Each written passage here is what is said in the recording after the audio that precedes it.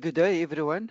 Thank you so much for joining us for this Cricket South Africa Level 3 umpiring course hosted by Western Province Cricket Umpires Association.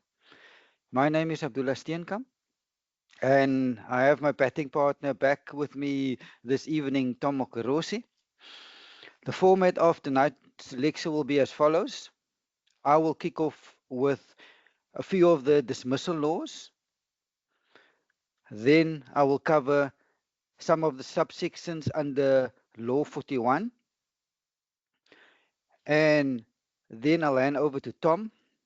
Tom will go through the answers of the quiz questions that I will uh, give you while presenting.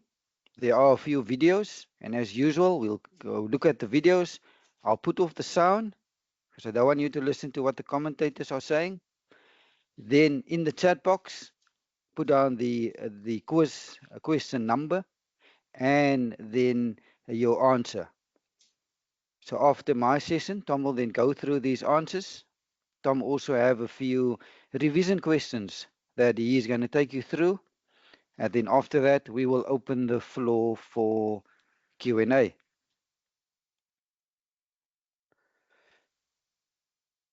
So I'm starting off with two videos. The law that they are referring to is Law 28 that we did last week or a few days ago. Let's have a look at the first video.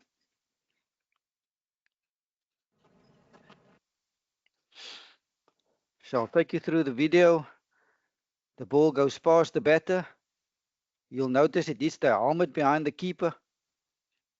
And then it ricochets from the helmet and goes over the boundary behind the keeper. So there, ball misses the striker, hits the helmet.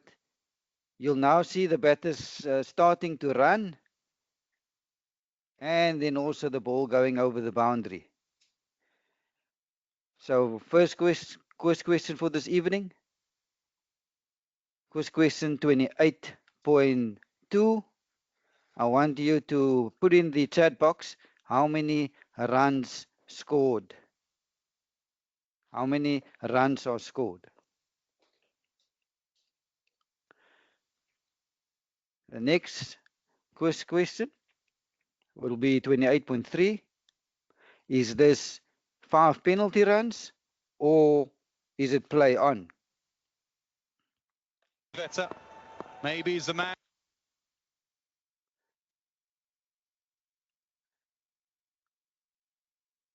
So see the ball bouncing. The player's cap falling off his head. And then in the replay, you'll see the ball actually making contact with the player's cap. So question is this 5 penalty runs or will you as the umpires wave play on? Let's just wait for the replay.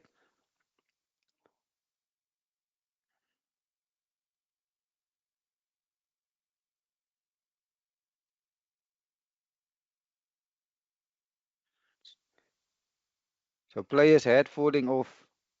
The ball then makes contact with the head. So in the chat box, is this 5 penalty runs or is it play on? The first of the dismissal laws that I'm covering this evening is the court law. Let's look at a video. I'll take us through how the court law works. Fair catch. A catch shall be considered fair if the ball is held in a fielder's hand, hugged to the body of the catcher, or accidentally lodges in his or her clothing, helmet, or protective equipment. But of course, this being cricket, it isn't always that simple. If a fielder deliberately uses an item of clothing to try to catch the ball, it is not out, and 5 penalty runs are awarded to the batting side. However, the ball can be caught after it has deflected off the other batsman, an umpire, another fielder, including off a helmet being worn, or even if it lodges in a fielder's helmet. Perhaps the main criterion for a catch to be considered fair is that the ball must not touch the ground before being caught.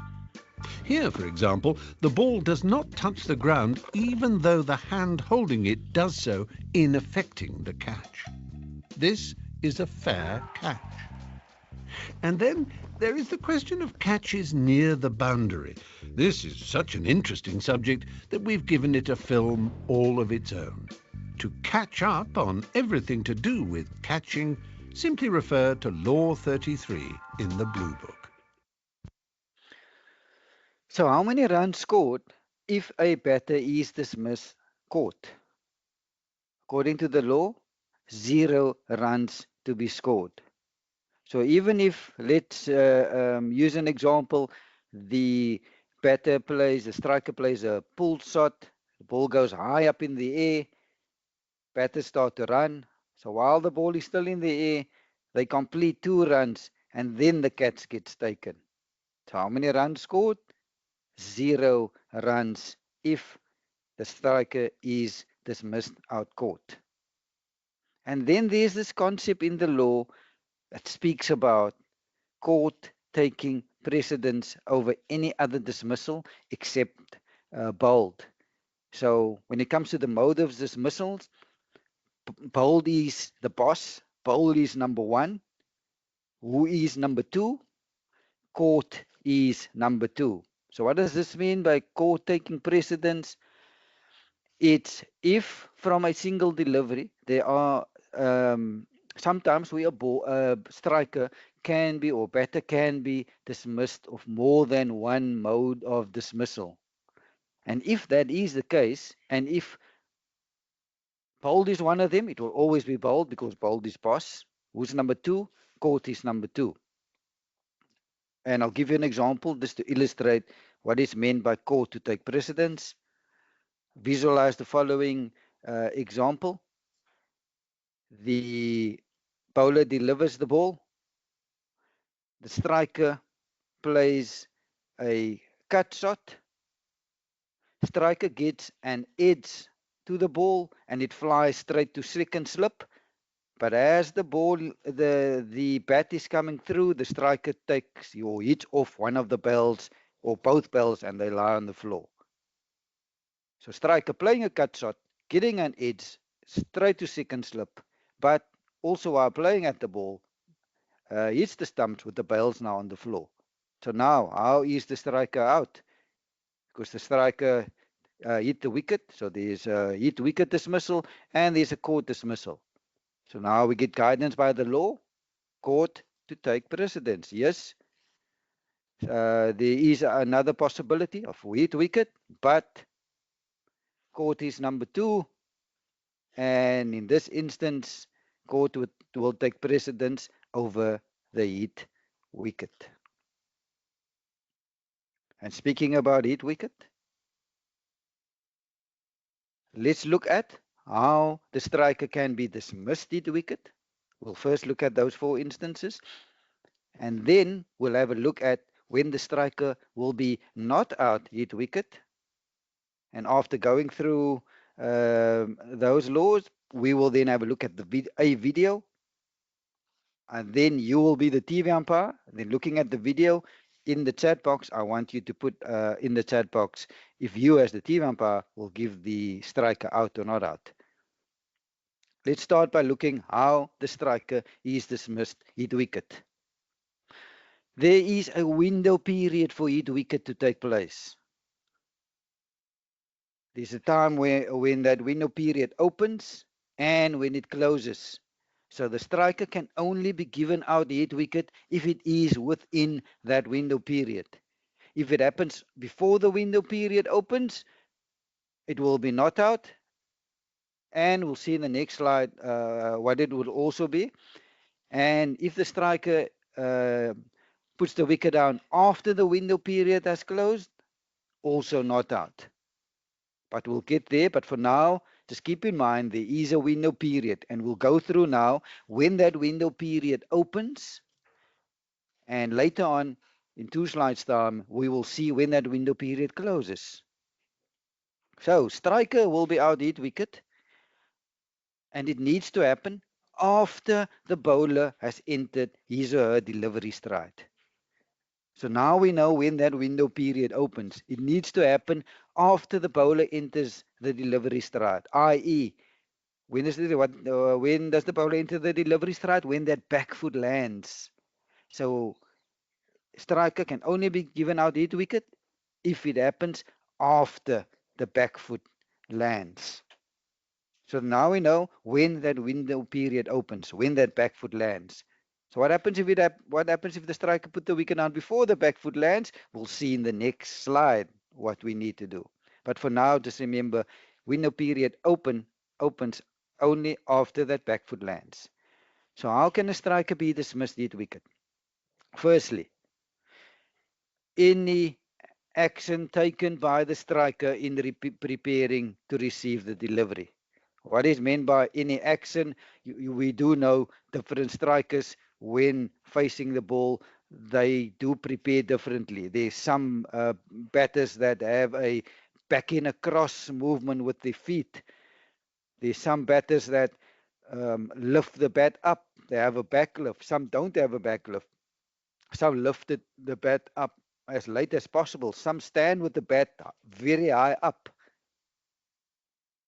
So that's why the law tells us any action taken by the batter while preparing to receive the delivery and in receiving the delivery, and they put the wicket down, striker will be out hit wicket. So if this in my 2 examples where I said striker having a back and across movement and then tramp on the stumps, striker will be out wicket, but it will only be out wicket if it happens after the bowler enters the delivery stride.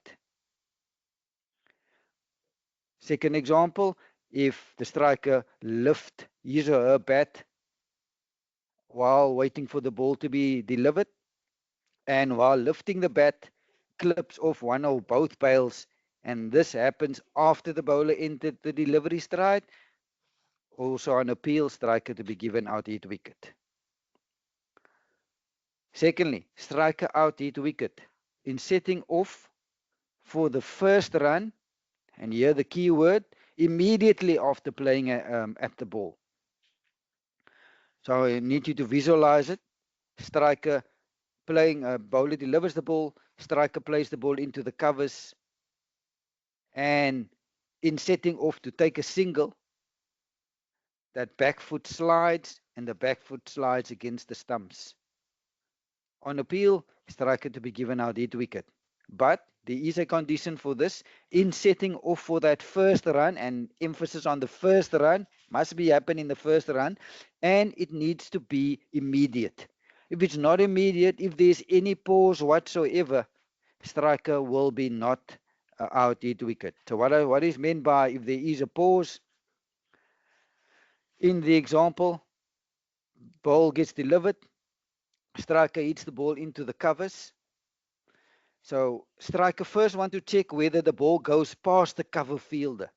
So in waiting to see whether the ball goes past the cover fielder, the striker then pauses, calls for the non-striker by saying, wait, wait. And then after seeing the ball goes past the striker, past the cover fielder, now the striker set off for that first run. Now the back foot slides and take off one or both bails. So in this scenario, on appeal, you're going to give the striker not out hit wicket. Because why?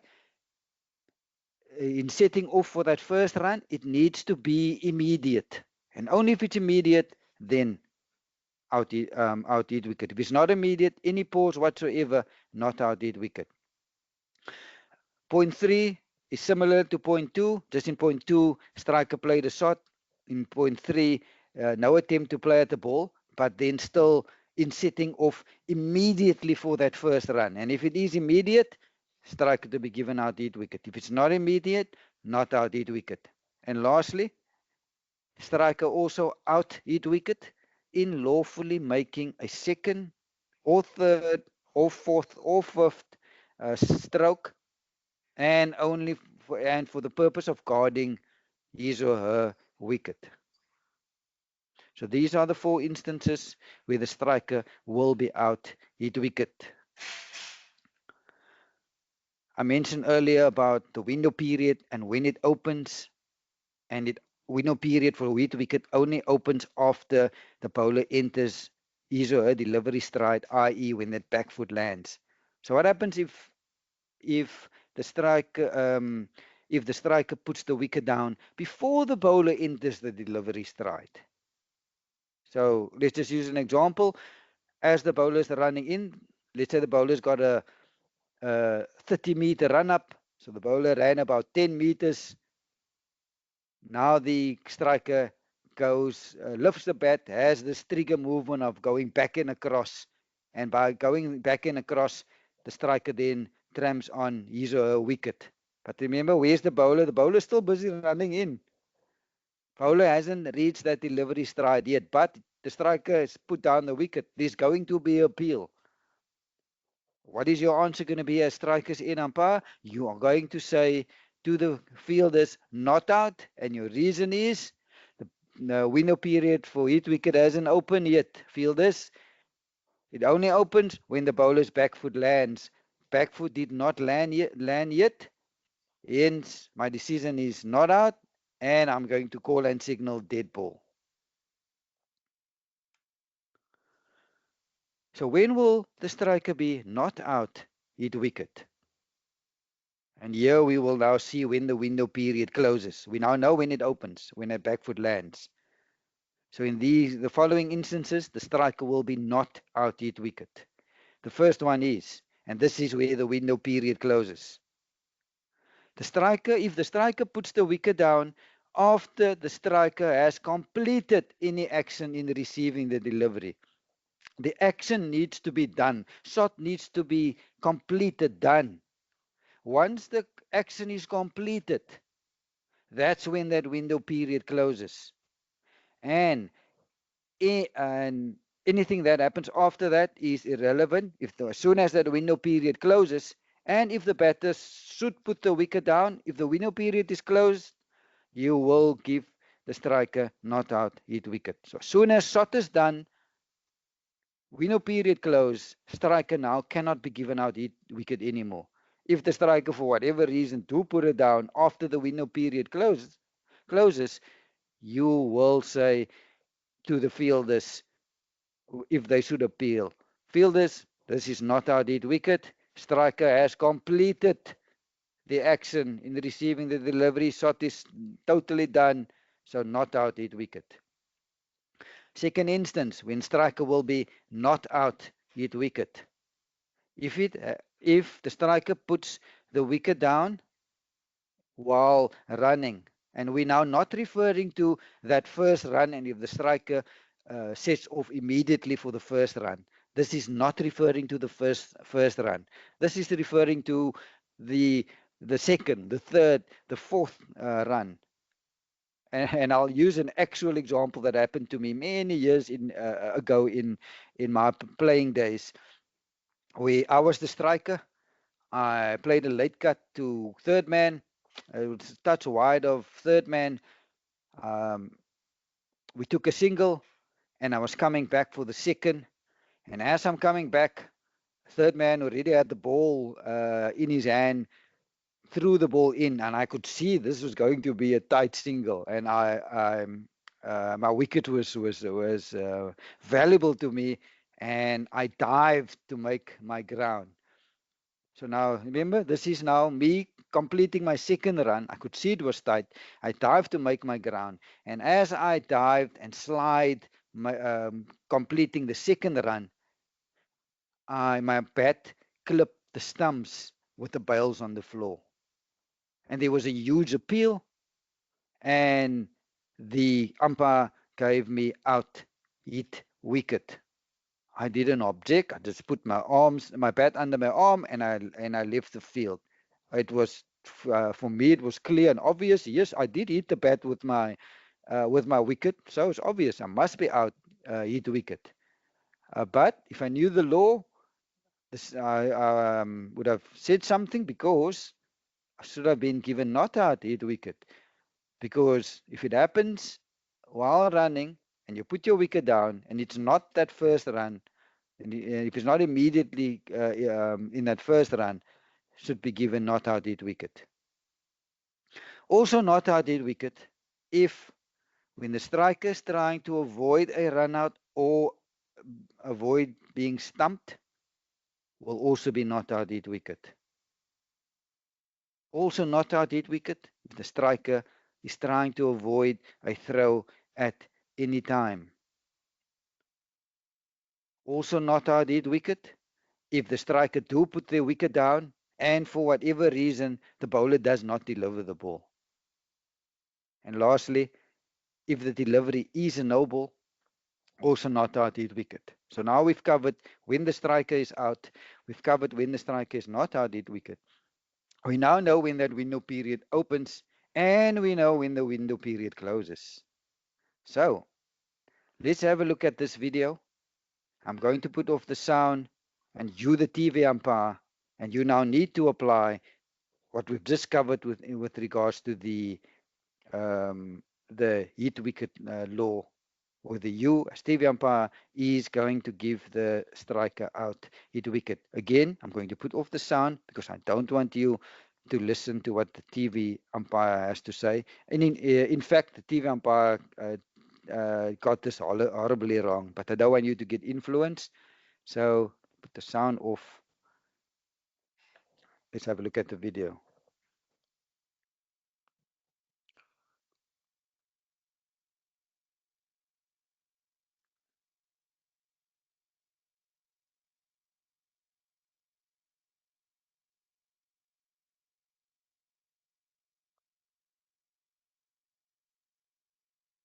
Okay, I'm going to fast forward it to the business end. Let's have a look at when it gets to the business end. We're close to the business end. Have a look now. They're going to show us the replay. So you, the TV umpire, here it comes. Okay, we're happy with the front foot, way behind the popping crease, so fair delivery. So let's have a look what Brendan Taylor does.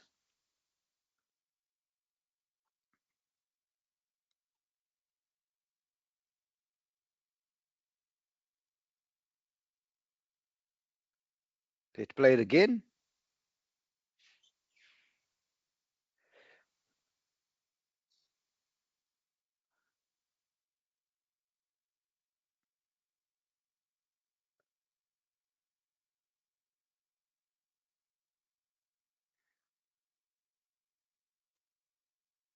So in the chat box, is Brendan Taylor out hit wicket or not out? Next of the dismissal laws that I'm covering is obstructing the field. Let's have a look at a video. Obstructing the field. A batsman is out obstructing the field if he or she willfully attempts to obstruct or distract the fielding side by word or action. Like this, for example. Thank you, Tommy. In particular, it is considered to be obstruction if, while the ball is in play and after the striker has played the ball, either batsman willfully strikes the ball with a hand not holding the bat or any other part of his or her person, or with the bat. The exception to this is when the batsman is attempting to defend his or her wicket. The batsman may do this with the bat or any part of his or her person, except with a hand not holding the bat. If the batsman uses such a hand, he or she will be out obstructing the field. The handled the ball law no longer exists, with such incidents now covered by obstructing the field instead. The obstruction has to be willful. Accidental obstruction, or obstruction caused by trying to avoid injury, does not count, and the decision on that is down to the umpire. It's worth noting that if a catch is obstructed, it is the striker who is out, even if it was the non-striker who caused the obstruction. Mind you, it's not always an easy decision. Here, the batsman deliberately crosses out of the legal running area in order to attempt to obstruct a throw. There is no other reason why the batsman should be running across the pitch. What looked an accident was, in fact, an illegal incident. To avoid any possible confusion, read Law 37 in black and white in the Blue Book. So obstructing a ball from being caught, if the delivery is not a no ball, who will be out if either batter obstructs the ball from being caught? The law tells us that the striker to be given out if either batter obstructs the ball from being caught. I'll use an example to illustrate what the law is telling us. Visualize the following. The bowler delivers the ball, striker plays a pull shot, the ball then goes into the air, the bowler then settles under the ball. While the bowler is preparing to take the catch, the non-striker willfully bumps into the bowler. And because of this, the catch was not taken by the bowler. So now, there's going to be an appeal. So how are you going to answer this appeal? So you first need to ascertain whether the obstruction was willful. And just for the purpose of this example, let's say the bowler deliberately, the non-striker deliberately ran into the bowler. So now, on the appeal, who's out? The law tells us you need to give the striker out. But the player is going to look at you. Why are you giving the striker out? That's what the law tells us. Yes, even though in this occasion it was the non-striker causing the obstruction, but the law tells us if it's not a no ball, you need to give the striker out. Don't think the striker is going to be too impressed with the batting partner, but it is what it is. Striker out if it's not a no ball. Also, the law don't want the striker to obstruct a catch, even if it means guarding his or her own wicket. If you, let's say, the striker sweeps a ball, get a top edge, it now balloons up into the air, and the striker sees that the ball is going to land on the stumps. But the keeper was standing up because it was a spinner bowling. And then the striker hits the ball away for the ball not to go onto the stumps. There's going to be an appeal. Your answer to the appeal is going to give the striker out obstructing the field. So yes, the striker is allowed to guard his or her wicket, but if it means that they prevent a catch from being taken, the law doesn't allow that. You need to give the striker out obstructing the field if it's going to prevent the keeper or any fielder taking the catch. In point 1, I mentioned if it's a no ball, who to give out. If it's not a no ball, you give the striker out, even if it means the non-striker did the obstruction. Point 3 tells us, so if it is a no ball, now the law tells us it is the batter who causes the obstruction or distraction. That batter will be given out obstructing the field.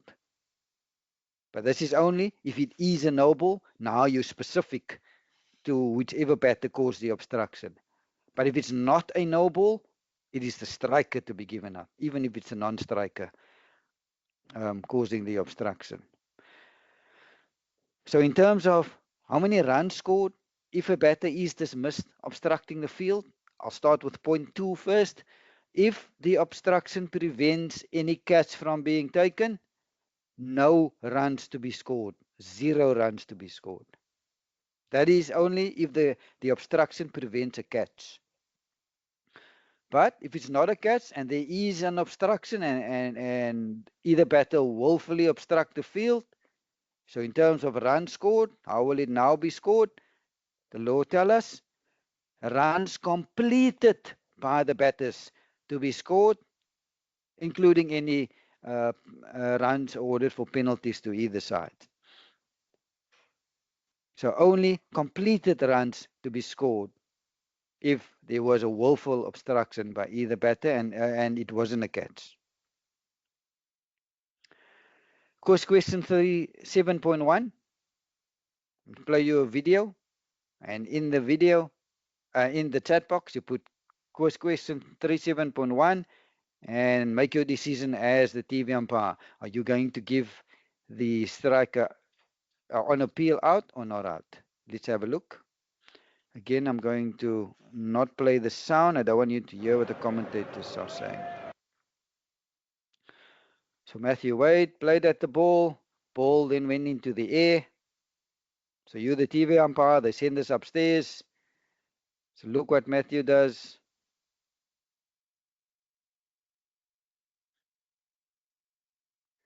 So Mark Hood was trying to catch the ball. So you, the TV umpire, on appeal, are you going to give Matthew out or not out?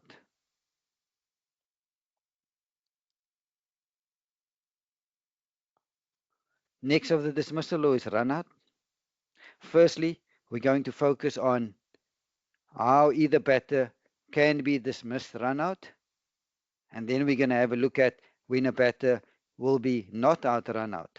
Let's first look at how a batter dismissed run out.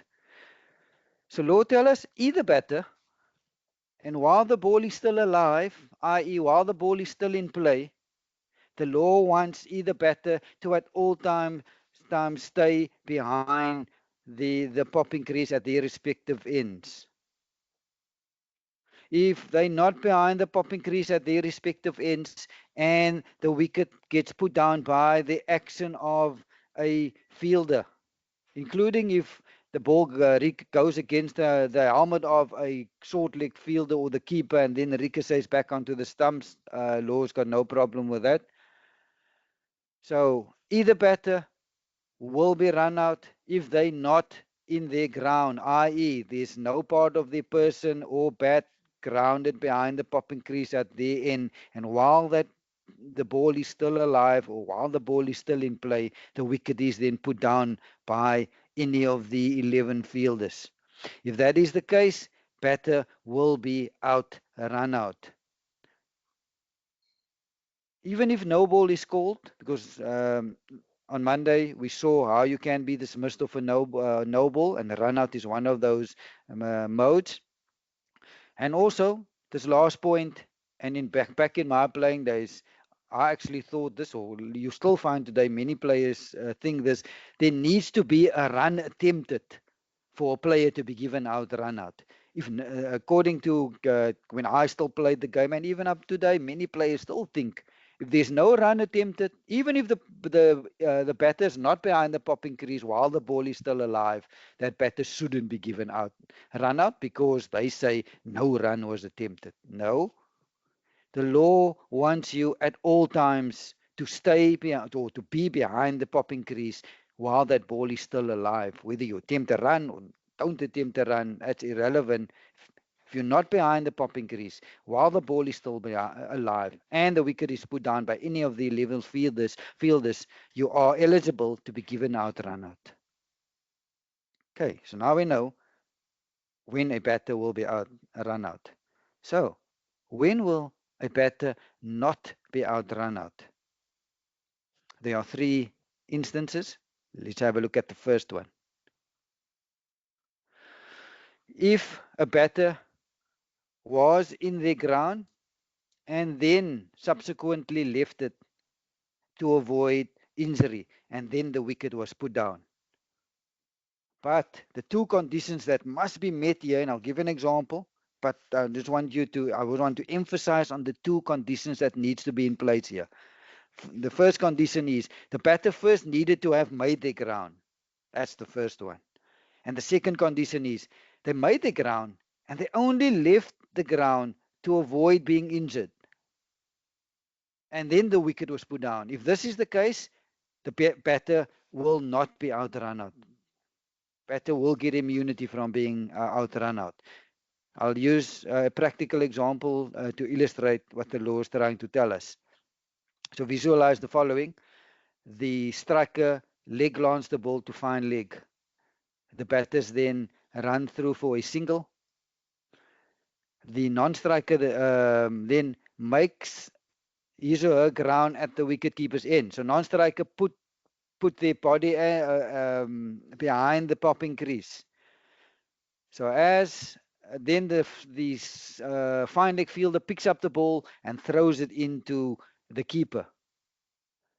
So you're visualizing batter, the non-striker made the ground. So now it was a bullet throw that came in from fine leg. And the non-striker then sees the ball coming straight at their head. And because of this, they now moved out the way as to not being hit by the ball. But by moving out the way, they then left the crease. They're now not behind the popping crease anymore. So now the wicketkeeper, seeing this, catches the ball and takes off the bails and appeal to you. What is your answer to the appeal going to be? You're going to say not out to the appeal. Why are you going to say not out? Fielding captain is going to ask you, because it was clear to everyone that the non-striker was not behind the popping crease. You're going to say fielders not out. The reason is the batter made good their ground. Only reason why the non-striker left was to avoid being hit by the ball, i.e. to avoid getting injured. That's the only reason why the non-striker left it.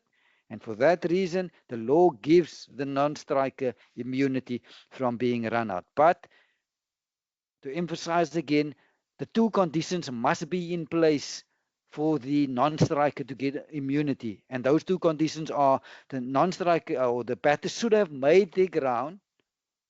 And then that's the first condition. And the second condition is, and they only left it to avoid injury.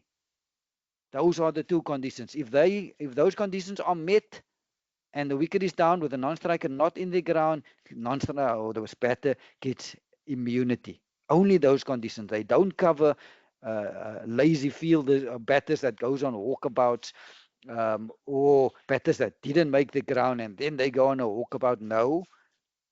It just covers those batters that made the ground and only left it to avoid injury. Okay, that's the first one. Second, when a batter will be not out, run out. The law wants one of the 11 fielders to touch the ball before the wicket is put down. If none of the 11 fielders touch the ball when the wicket was put down, either batter will be not out, run out. And again, I'll use my playing days as an example where I played third division cricket, club cricket in Cape Town. So for many of our games, there were no official umpires. So we had player umpires. And I was one of these recipients where the following happened. I was non-striker. The ball was hit straight back down the pitch. The ball then hit my leg and ricocheted from my leg onto the stumps. And the bails was on the floor at the non-striker's end. And I was half a meter outside the crease. There was a huge appeal. Umpire gave me out. And I accepted it because it was obvious that the ball went against the stumps. I was not behind the popping crease when the wicket was put down. So I accepted the decision, put my bat under my arm and left the field. I obviously didn't know the law because what does the law tell us? One of the 11 fielders needs to touch the ball, and only after they touch it, and then it goes onto the wickets, putting the wicket down. And if you're short, then you outrun out. If there's no touch by any of the 11 fielders, even if the wicket is put down, even if you're not behind the crease, you will be not out. So in my example, did any of the 11 fielders touch it? No, it didn't. It went against the non-striker. I was the non-striker. I'm one of the batters. It ricocheted from me against the stumps. And the law is clear. They want a touch by one of the 11 fielders. And because one of the 11 fielders didn't touch it, that's why I should have been given not out, run out. And then lastly, also when a batter will be not out, run out. I need to give you an example to illustrate what this point is trying to say. So visualize the following. Spinner bowling, keeper standing up. Spinner bowls a front foot no ball. So no part of the front foot behind the back edge of the popping crease. Bowlers and umpire calls no ball for none of the front foot behind the back edge of the popping crease. It is a nice, so now the ball gets delivered, but remember no ball is called. It's a nice loopy delivery. The striker seeing this double steps to get to the pitch of the ball. Striker then misses the ball. Keeper then takes the ball fairly behind the stumps and take off the bails. And the keeper appeals to the strikers and umpire. What are you as strikers and umpire going to say? You're going to say, keeper, that's not out stumped. Why? You cannot be stumped off a no ball. Okay, then the keeper say, okay, umpire, I'm happy. I know you cannot be stumped off a no ball. I'm appealing now for a run out because there was no part of the striker behind the popping crease when I put the wicket down. So your answer to that appeal for run out by the keeper is you're going to tell the keeper also not out. Why not out? Yes, no part of the batter was behind the popping crease, but the law gives, in this instance, the striker immunity from being run out. But the conditions of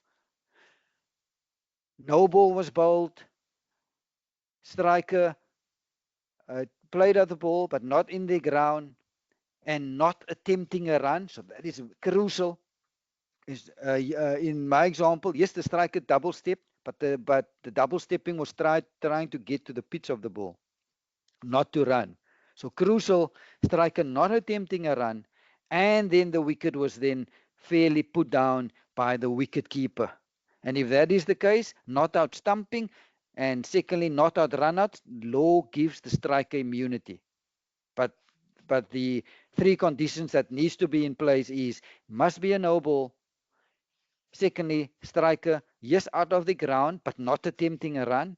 And then thirdly, the wicket being put down fairly by the keeper. If this is the case, not out stumped, not out run out, striker gets immunity. But if you look at bullet point number 2, the last few 6 or 7 words speaks about without the intervention of another fielder. So in my scenario, why did the striker get immunity? No ball was called, striker not attempting a run, and the keeper put the wicket down. Happy with that. In another scenario, similar to this, but I'm now going to add where there is an intervention of another fielder. So visualize the following. Spinner bowls, keeper standing up, front foot, nothing behind the popping crease. Bowlers in umpire calls no ball. Again, loopy delivery, batter's eyes lit up, double steps, misses. Keeper then tries to take the ball, misses the ball, but it ricochets from the glove and it goes straight to the short leg fielder standing under the helmet in front of the batter. The short leg fielder then picks up the ball and quickly throws it back to the keeper, and the keeper then takes off the bails, and the striker is still nothing behind the popping crease. So now they're going to appeal. So what is your answer now going to be in this scenario? Now the striker's in umpire is going to give the striker out, run out. So why? What's the difference between the first one? You just said, the striker gets immunity if a no ball gets bowled and they're not behind the crease and not attempting a run. But now you're saying out. But the difference in my second scenario is the intervention of another fielder. That's the difference. Who's this other fielder? The short leg fielder. As long as someone else touches the ball, like in my case, the short leg fielder. It can be the slip fielder, it can be the leg gully, it can be short leg. As long as there is an intervention of another fielder and they throw the ball to the keeper and keeper takes off the bails, and now if there's an appeal, now you go out, run out. But if there's no intervention by another fielder, the striker will be not out, run out, will be not out, stumped if the conditions of no ball called, not attempting a run, and wicket being fairly put down by the keeper. Then immunity from being run out. So these are the three instances where the striker will be not out, run out. Next subsection of the run out law is what to do if the non-striker leaves his or her ground early. So let's look at our animation video. And in the animation video, they're going to give us the theory or how the law works. Then we're going to use this theory and apply it to two actual examples that happened, one at international level and the second one at franchise level. So let's first have a look at what the law tells us when it comes to running out the non-striker. Running out the non-striker. Running out the non-striker occurs when a bowler runs out a batsman who has strayed too early out of the popping crease by removing the bails. It is a much debated form of dismissal, with some suggesting that a warning should be given. However, leaving his or her ground early is an attempt by the non-striker to gain an unfair advantage, and it puts a batsman at risk of getting out.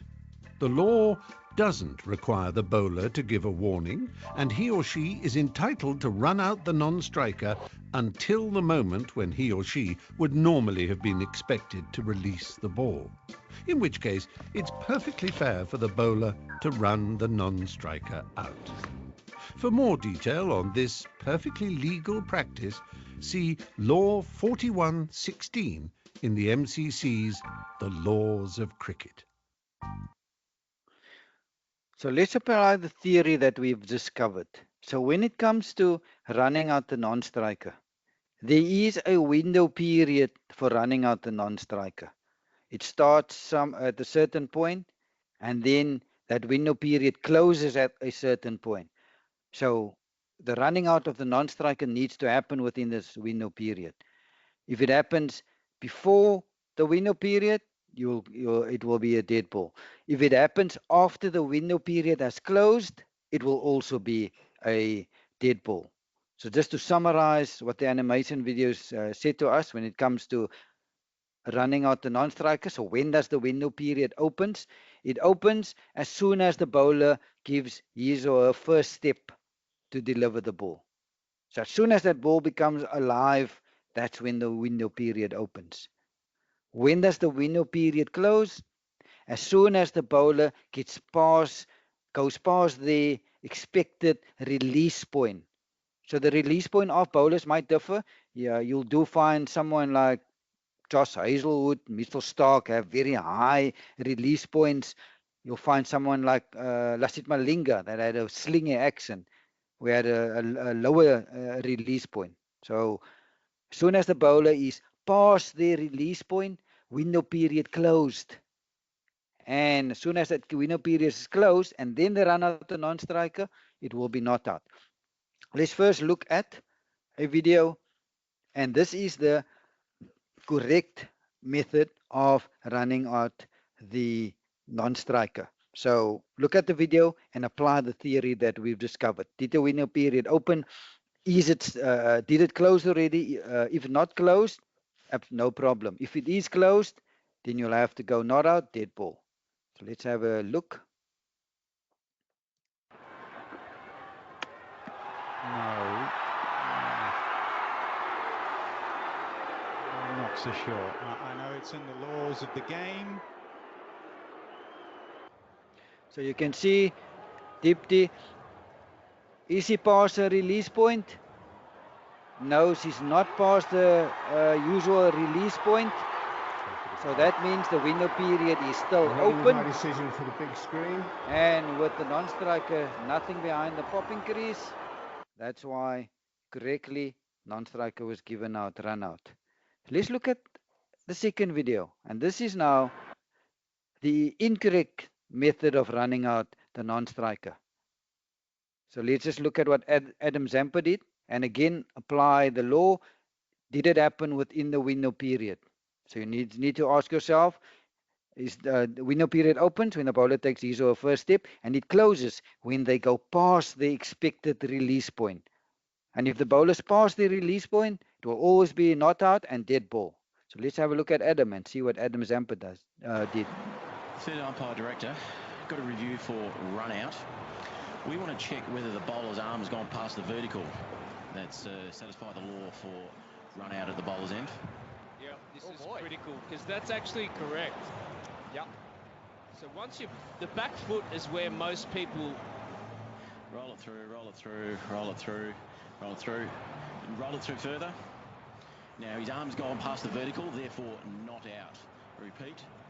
Decision for the big screen will be not out.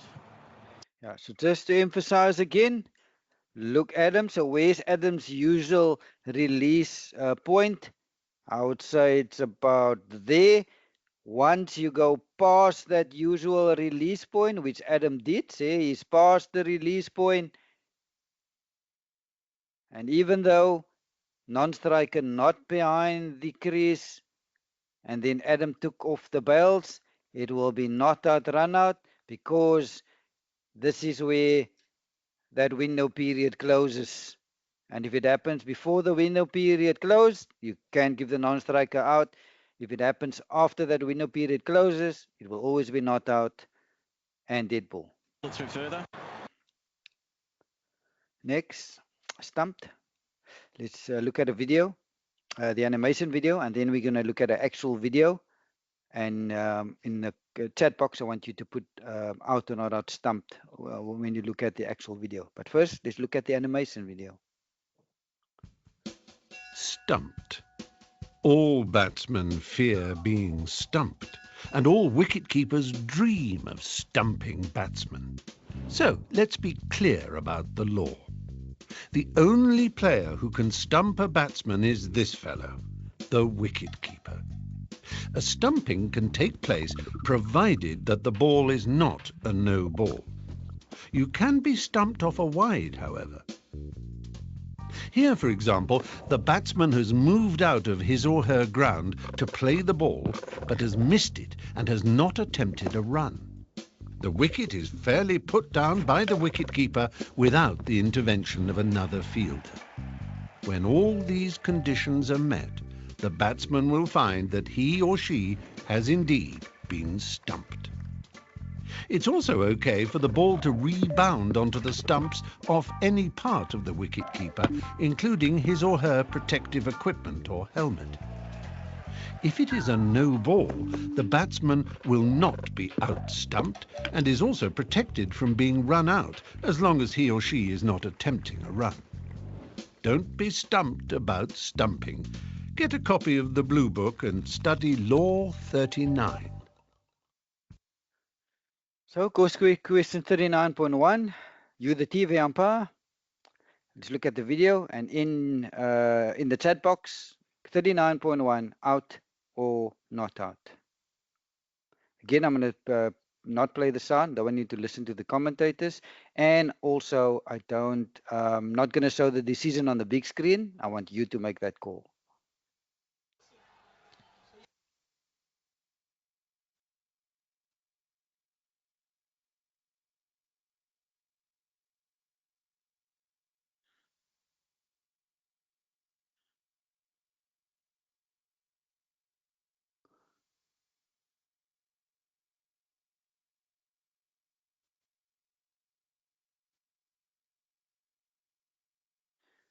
So the keeper gathers the ball, it goes against the helmet onto in front of the stumps. Now the keeper gathers it again.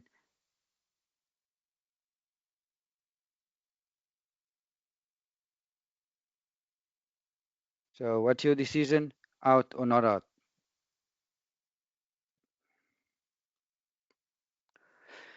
Those were all the dismissal laws. Next up, I'm covering Law 41, which is about unfair play. We're not going to go through all the subsections, only a few of them. And we're starting off with what happens if there is a deliberate distraction, deception, or obstruction of either batter after the ball was delivered.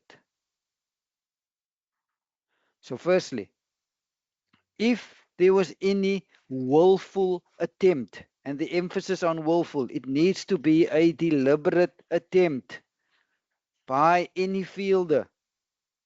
And this deliberate attempt can be by word or action. And it then distracted or obstructed or deceived either batter. Then what do? There's fairly harsh punishment, and we're going to get to the punishment now. But for now, I want to emphasize on when you apply this law, there needs to be a willful or deliberate attempt by any fielder, and this willful or deliberate attempt can be by word or action, and then they distracted, obstructed, or deceived either batter.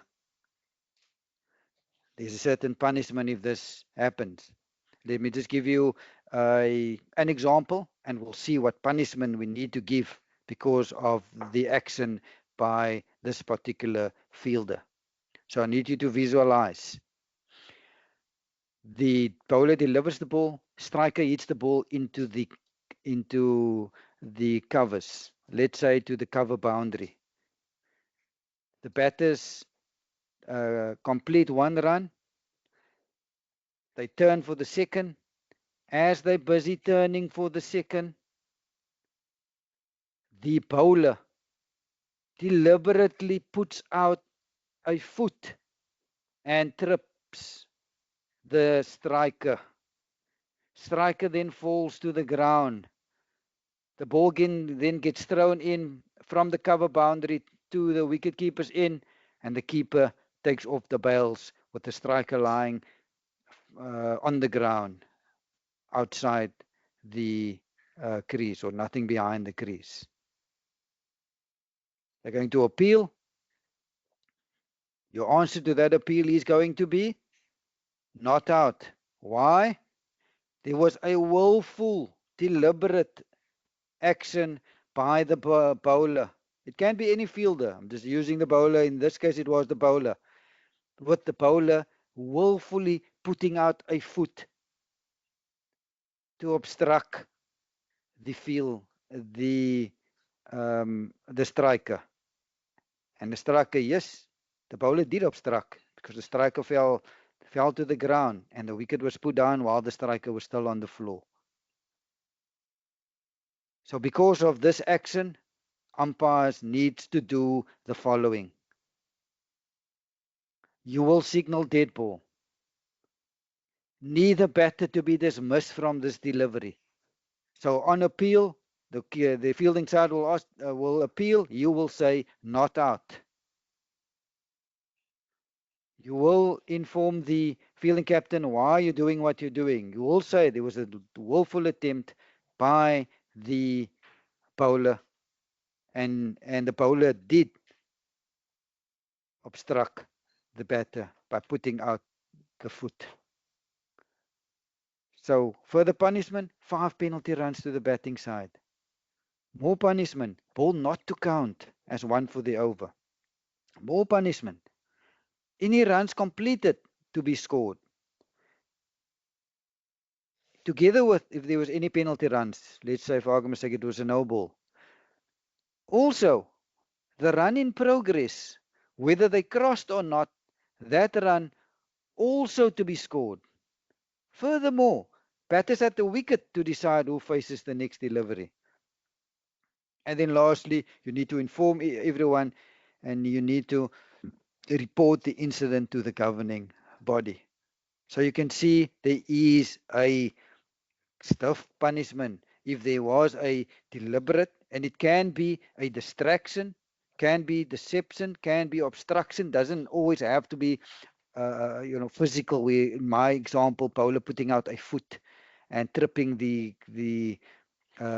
striker. It can be by word as well. The law tells us it can be by word or by action. So if they try to distract, it can be also if they try to deceive. An example of trying to deceive batters is those mock fielding that players do. That's an example of trying to deceive the batter, trying to make the batter thinks that they're close to the ball, but meanwhile they're nowhere near the ball, but they're just trying to deceive them for not taking additional runs. The law doesn't allow that. If there's any distraction or deception or obstruction, whatever the case may be, we've just gone through the punishment. So just to show you in terms of my example that I use, my first example, and if we apply the punishment that the law tells us we need to give to the fielding side. So in my example was the ball got played into the covers. Batters completed the first run. They were turned for the second. They were busy with the second when the bowler put out a foot and tripped the non-striker. And the cover fielder then threw the ball to the keeper's end. Keeper took off the bails with the non-striker nowhere near behind the popping crease. So how are we going to handle this situation? We'll call and signal dead ball. Not out to the appeal. Neither batter to be dismissed from the delivery. We will give 5 penalty runs to the batting side for this willful, deliberate obstruction. Ball will not count as one for the over. Runs completed. So in my example, one run was completed. So that run will count. Then further on they say the run in progress, whether they cross or not, will also count. So in the example, they were busy with the second run when the bowler willfully obstructed the striker.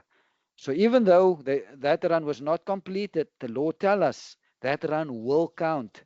So in total, 2 runs to count. One that they completed, and the second one was the run that they were busy with. Yes, they didn't cross, but the law tells us that run to count as well.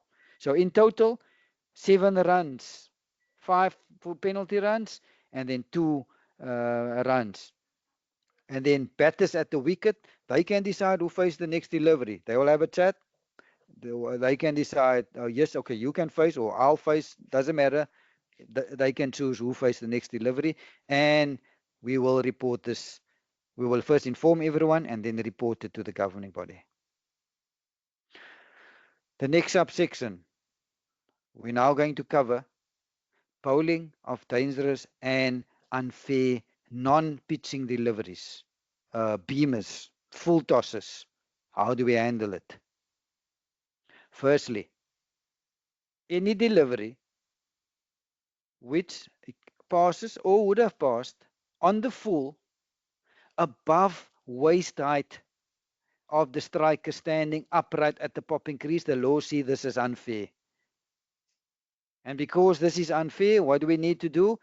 Either umpire needs to call and signal no ball. The strikers in umpire is in a better position to call this because strikers in as a side on view, but either umpire can call it. But 99% of the time, strikers in needs to call it. In the event that striker might be didn't pick up the ball or for whatever reason didn't see it, bowlers in, nothing stopping bowlers in from calling it, but strikers in to call it. Strikers in need to own the score. So just to summarize, any delivery on the full and it's above waist height, and where is your judgment point? Your judgment point is the striker standing upright at the popping crease. That's where you need to judge it. Lots of players, and you find it week in, week out, that especially if the striker is double stepping or triple stepping to get to the pitch of the ball. So now the striker double stepping, and let's say the ball hits the striker is about 3 meters outside the crease, and it hits the ball, let's say about breast height. The striker is going to say, yeah, umpire, no ball, no ball. Where do you judge it? The law tells us you need to make your judgment call not 3 meters down the crease where the striker hit the ball. You need to make that judgment call where the strikers were standing upright at the popping crease.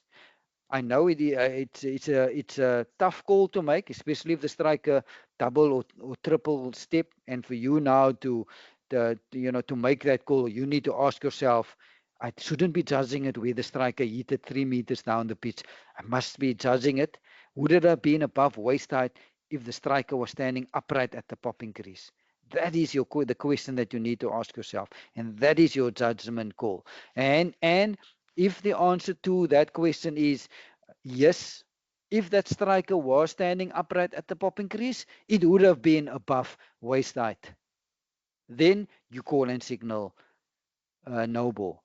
If your answer to the question is, I don't think that ball would have be above waist height if the striker was standing upright at the popping crease, and especially if you have the spinners bowling these loopy deliveries that dips the closer they get to the striker. But it is a judgment call. You need to make that call, and you need to ask yourself, was this if the striker was standing upright at the popping crease, that's your judgment call. If above waist height, call and signal no ball. If you think it's not above waist height, standing upright at the popping crease, don't call no ball. Then further on, the law tells us we then also needs to look at this delivery that was bowled and the delivery that was bowled, whether the delivery is dangerous or not. That's also a judgment call that we need to make. So we need to then ask ourselves, in our opinion, was this delivery dangerous? If the answer to that question is yes, we need to do the following. We'll see on the next slide. But what I want to emphasize is the first thing that you need to do is you need to make the judgment call whether the ball is above waist height, striker standing upright at the popping crease. So that's your first judgment call. Okay. Then, secondly, you need to ask yourself, do you think that ball, or do I consider the ball being dangerous? If the answer to that question is yes, I do consider that ball to be dangerous, you need to do the following. You then need to give the bowler a first and final warning. You then need to inform the other umpire, inform the captain of the fielding side and the batters, and this first and final warning to apply to this bowler throughout the innings. So I mentioned your judgment call is dangerous. So what do you take into account? How do you decide when it is dangerous or not? So the International Cricket Council guided us on this by telling us in determining whether it's dangerous or not, you need to look at whether the ball was directed at the striker. If it was directed at the striker's body, you will be deemed that to be dangerous. And you'll then give a first and final warning. If it's not directed at the striker's body, let's say the ball is away from the striker's body, that is then not deemed dangerous.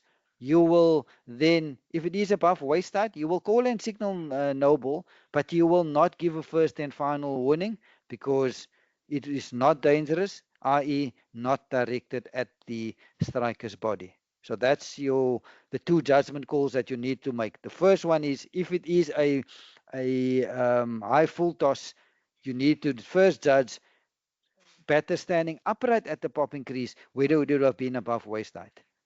If yes, you need to go no ball. So now it is above, we've called no ball. Then your second judgment call that you need to make is, do you think that ball is dangerous? And the criteria you apply is, was it directed at the striker, at the body of the striker? If yes, dangerous, give the first and final warning. Inform everyone. If not directed at the striker's body, if it's away from the body, then you'll still call no ball, but you will not give a first and final warning. And we said that first and final warning to apply throughout the innings. If there was another dangerous delivery bowled by that same bowler in the same innings, what action do you need to take? You'll call and signal no ball, but now remember the bowler's already on the first and final, and now again the bowler bowled a dangerous delivery directed at the striker. You now need to ask the fielding captain to please suspend the bowler immediately from bowling. You'll then inform the other umpire for the reason. Bowler will then not be allowed to bowl in that innings again. If it happens mid-over, over to be completed by another bowler, and this bowler should not have bowled the previous over, nor is this bowler allowed to bowl the next over. You'll inform the batters and the captain of the batting side when practicable. And then lastly, according to the law, you must report this to the governing body of cricket for this particular match.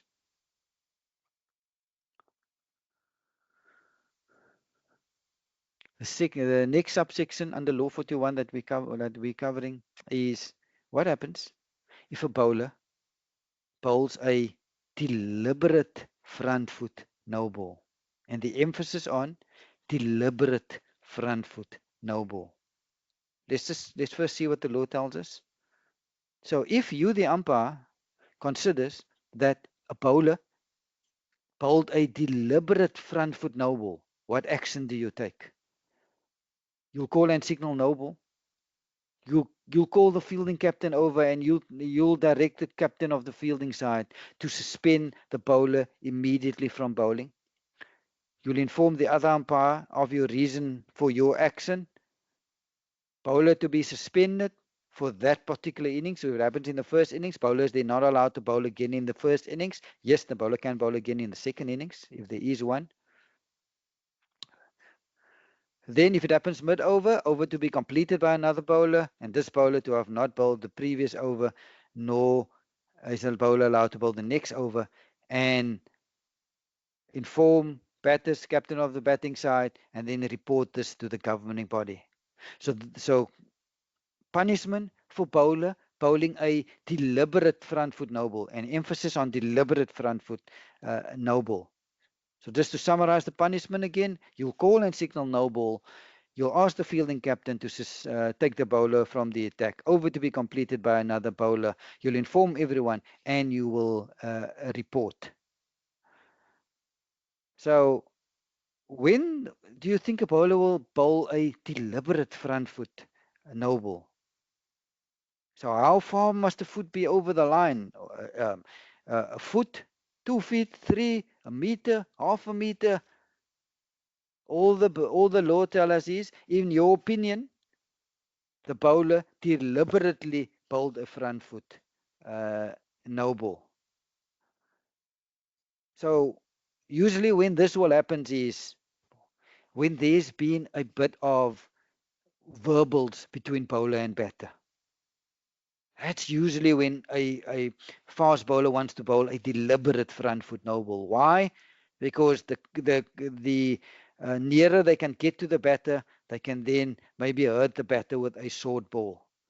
So there's usually, for a bowler to bowl a deliberate front foot no ball, there's usually a bit of verbals, and then the bowler goes over. So before applying this particular law, make sure, in your opinion, it is deliberate. And as I said, there's usually factors that you will take into account in making this call. I mean, I can use an actual example that happened last year to me in a 4-day provincial game, where It was the first day of a 4-day game at Newlands, and the bowler was first change, and the first ball of the over he pulled out because he lost his run up. Okay, he went back to his mark, bowled, tried to deliver the second ball, again lost his run up and pulled out. Went back, third time, ran in, and he had quite a. I mean, it wasn't a 30-meter run up, but it wasn't a 5-meter run up. So it was a fairly lengthy run up. So then he bowled third ball, again pulled out. So now three balls was almost delivered, but he didn't deliver them because he lost his run up.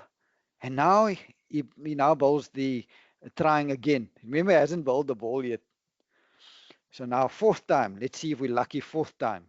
So now he runs in, and now he delivers the ball, but he was like half a meter over the popping crease. Obviously, I got a fright because the biggest no ball that I've ever seen, and I called a no ball, and this was a youngster, so he was about 19 or 20. Then I asked him. I said to him, Paula, I mean, you were way over. I say, sorry, umpire, sorry. I lost my run up again, and I didn't want to pull out again. I was scared the captain's going to have a word with me. So I thought, let me just bowl the ball. So the point I'm trying to make is that yes, he was way over, but taking context into account, this was morning of the first day. There was nothing, no verbals, nothing. This is actually a very nice youngsters with very good manners, and the reason why he went so far over, as explained to me afterwards, was he just lost it again and he didn't want to pull out because he was scared. Being a youngster, his captain's maybe going to have a word with him for maybe time wasting. So yes, he was way over, but I didn't see this as a deliberate front foot no ball. So I just called no ball, and the next ball was bowled. So when it comes to damaging the pitch, let's have a look at what the laws say about damaging the pitch. So now we're going to go. There's bowlers that can damage the pitch, fielders that can damage the pitch. There's also batters that can damage the pitch. Let's have a look at. This is a summary video of how to handle the various players damaging the pitch. Damaging the pitch. Deliberately damaging the pitch is illegal and can be costly to the guilty player's side. A bowler will be deemed to be causing deliberate damage if the umpire considers that his or her presence on the protected area of the pitch, shown here in red, is without reasonable cause. This can be after delivering the ball, or, if the bowler fails to release the ball, after the completion of the delivery swing and delivery stride. The first offence will receive a caution, the second a final warning, and if the bowler does it again, he or she will be suspended from bowling for the rest of the innings and may well face disciplinary action after the match. For fielders and batsmen, it is the whole pitch that they must not damage, not just the protected area. If any fielder causes deliberate damage to the pitch, he or she will face a similar caution and be reported to the captain.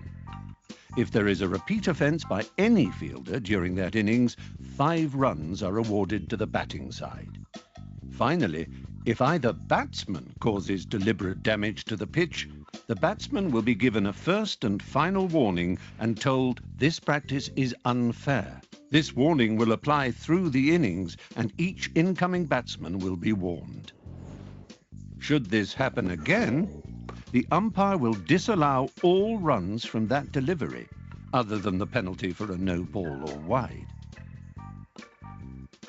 Furthermore, the umpire will award 5 penalty runs to the fielding side, return the batsmen to their original ends, inform both captains, and the offending player may well face disciplinary action after the match. If you're in any doubt, refer to Law 41 in the Blue Book. Okay, let's summarize what the narrator said to us in the video and focus on a few of these players. Let's first start with the protected area. It's important duty of umpires in every game. We need to protect the protected area. What is the protected area? It's the area highlighted in red. So we need to make sure that no one goes into that protected area. Whether it's the bowlers, whether it's fielders, whether it's the batters.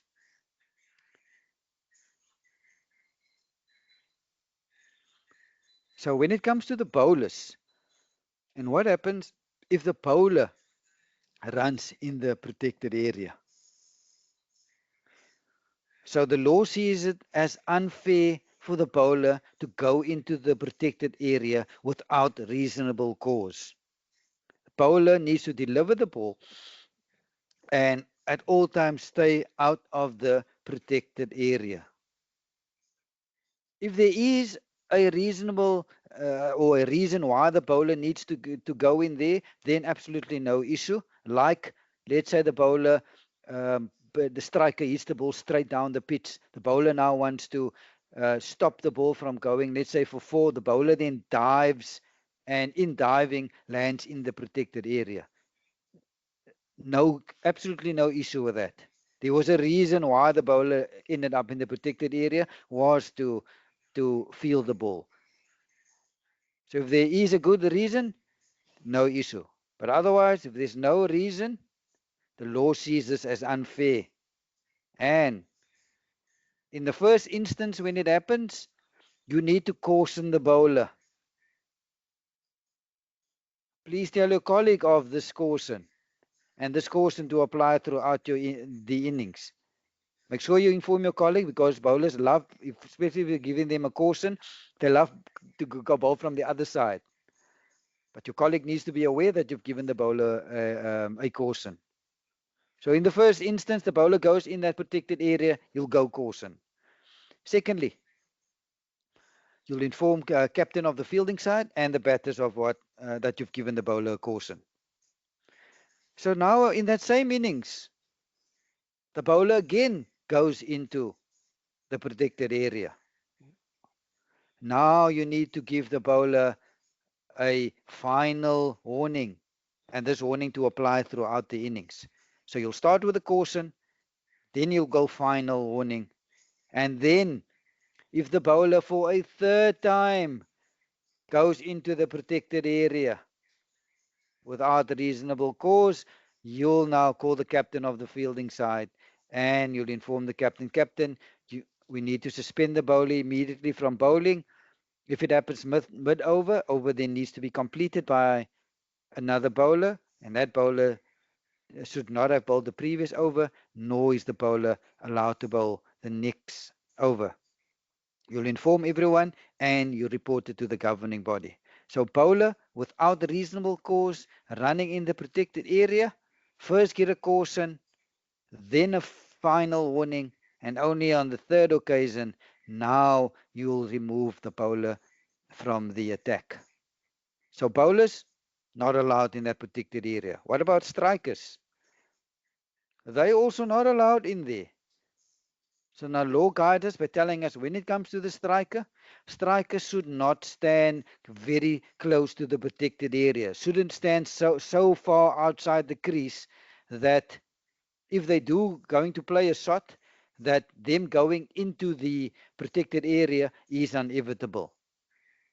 So striker not to stand close to the protected area. Yes, we'll allow striker to take guard. But this guard, this mark, should not be too close to the protected area. So what happens if the striker contravenes, if the striker do go in there? You'll give the striker a first and final warning. And this is a team warning. It's not a striker or a batter's warning. You cannot, if one batter goes in there, let's say the opening bat goes in there, and you give the opening bat a first and final warning. Later on, the number 4 batter goes in there. Now you want to give the number 4 batter first and final warning. And later on, the number 7 batter goes. No. If you've given the opening bat a first and final, this is a team warning.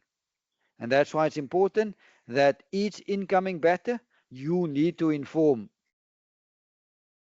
a new batter, your team is on a first and final warning for going into the protected, for the striker going into the protected area. You'll inform the captain of the fielding side and the captain, the batting side, when practicable.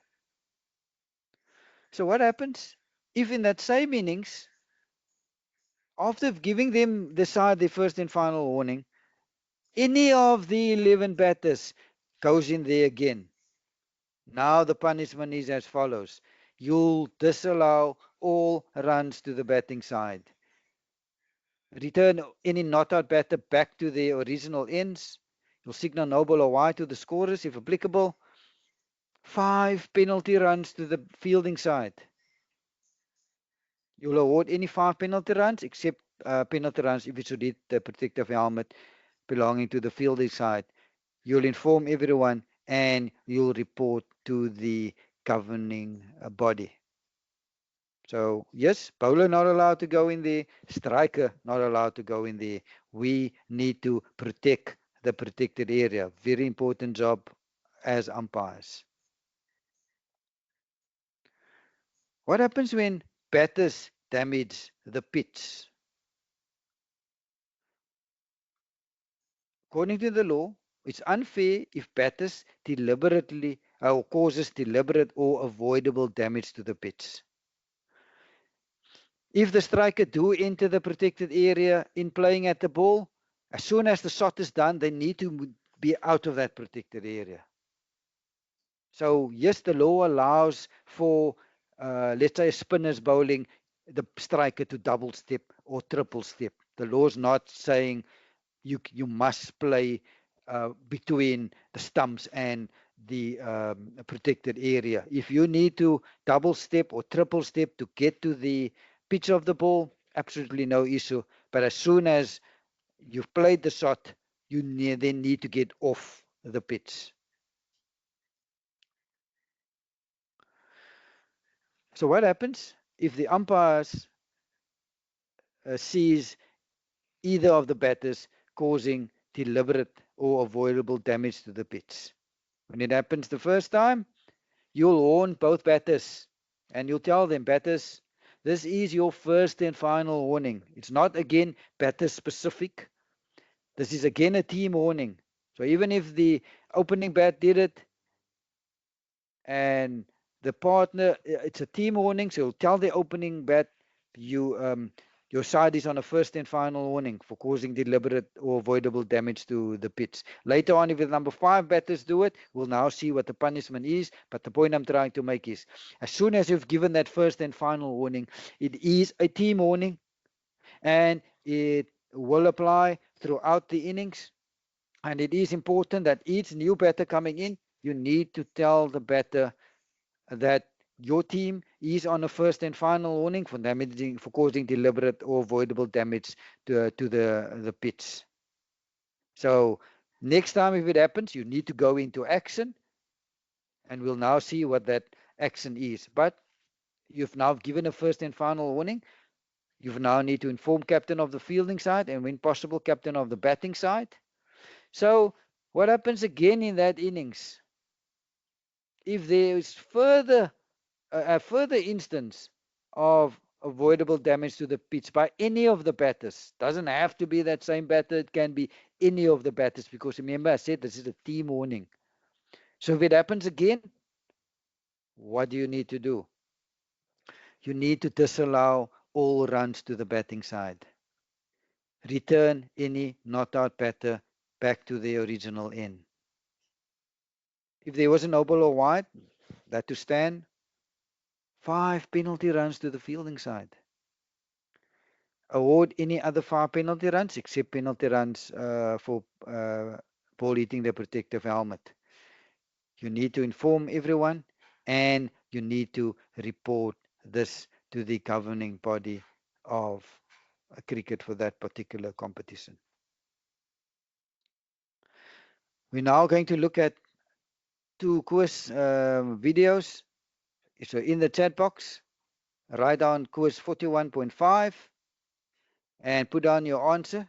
Looking at the video, are you going to give the striker out stumped, or are you going to give 5 penalty runs to the batting side due to a deliberate deception by the wicket keeper? So let's look at the first video.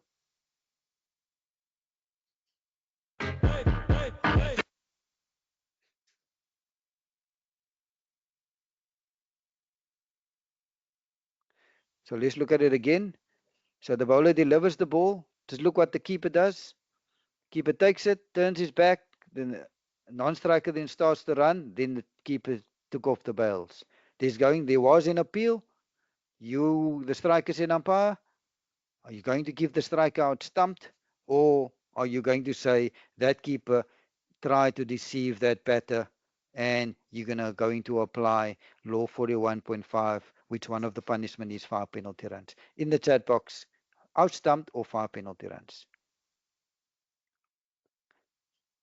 The last video that we're going to look at before I'm handing over to Tom.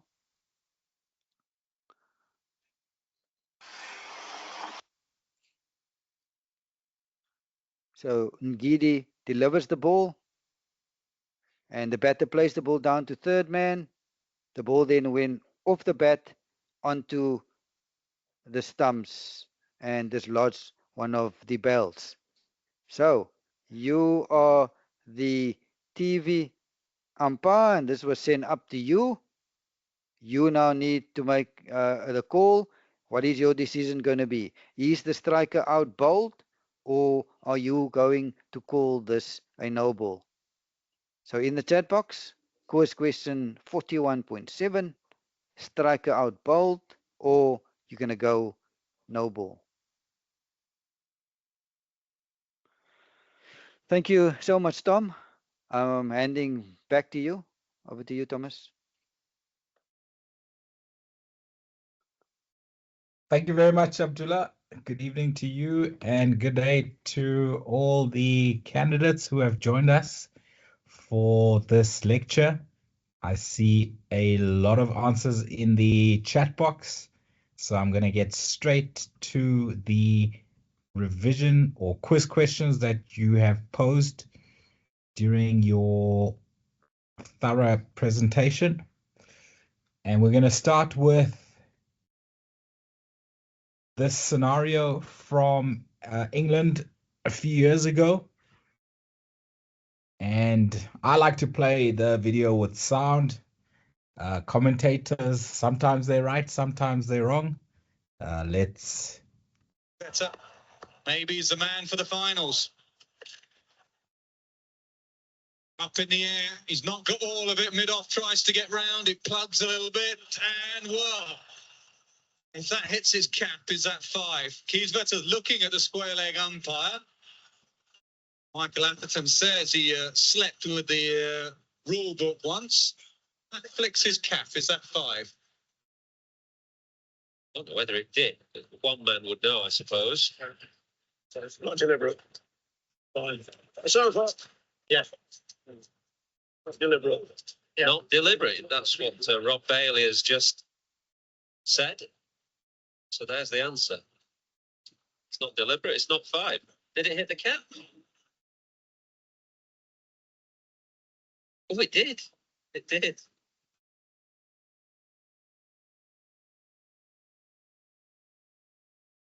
Not deliberate, the answer. Okay, so there we go. The umpires got that one spot on. They did confer. Very good of them to consult and discuss what each umpire saw, and together they came to the correct decision. Because the cap fell off the head of the fielder accidentally, play on.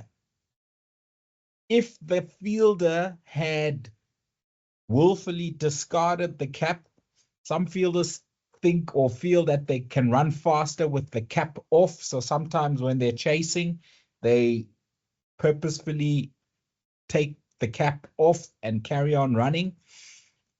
This was not the case in this incident. You can see that the fielder was chasing the ball, and the ball, after the cap had fallen off the head of the fielder, the ball hit the helmet.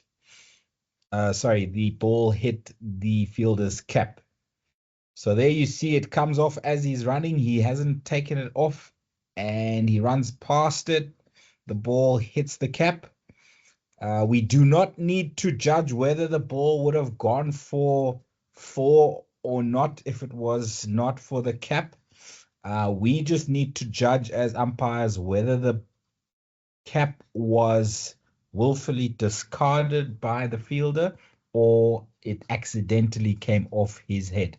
In that scenario, quite clearly, it accidentally came off his head. So therefore, play on. It is not 5 penalty runs.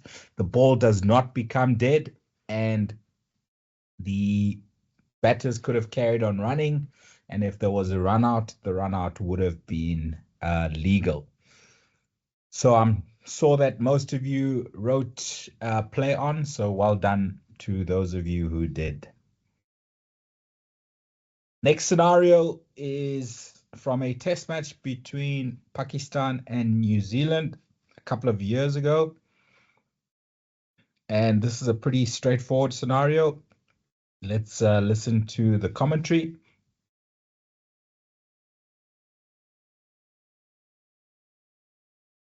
I think that's hit the helmet. I think this will be automatic 5, will it? Just check.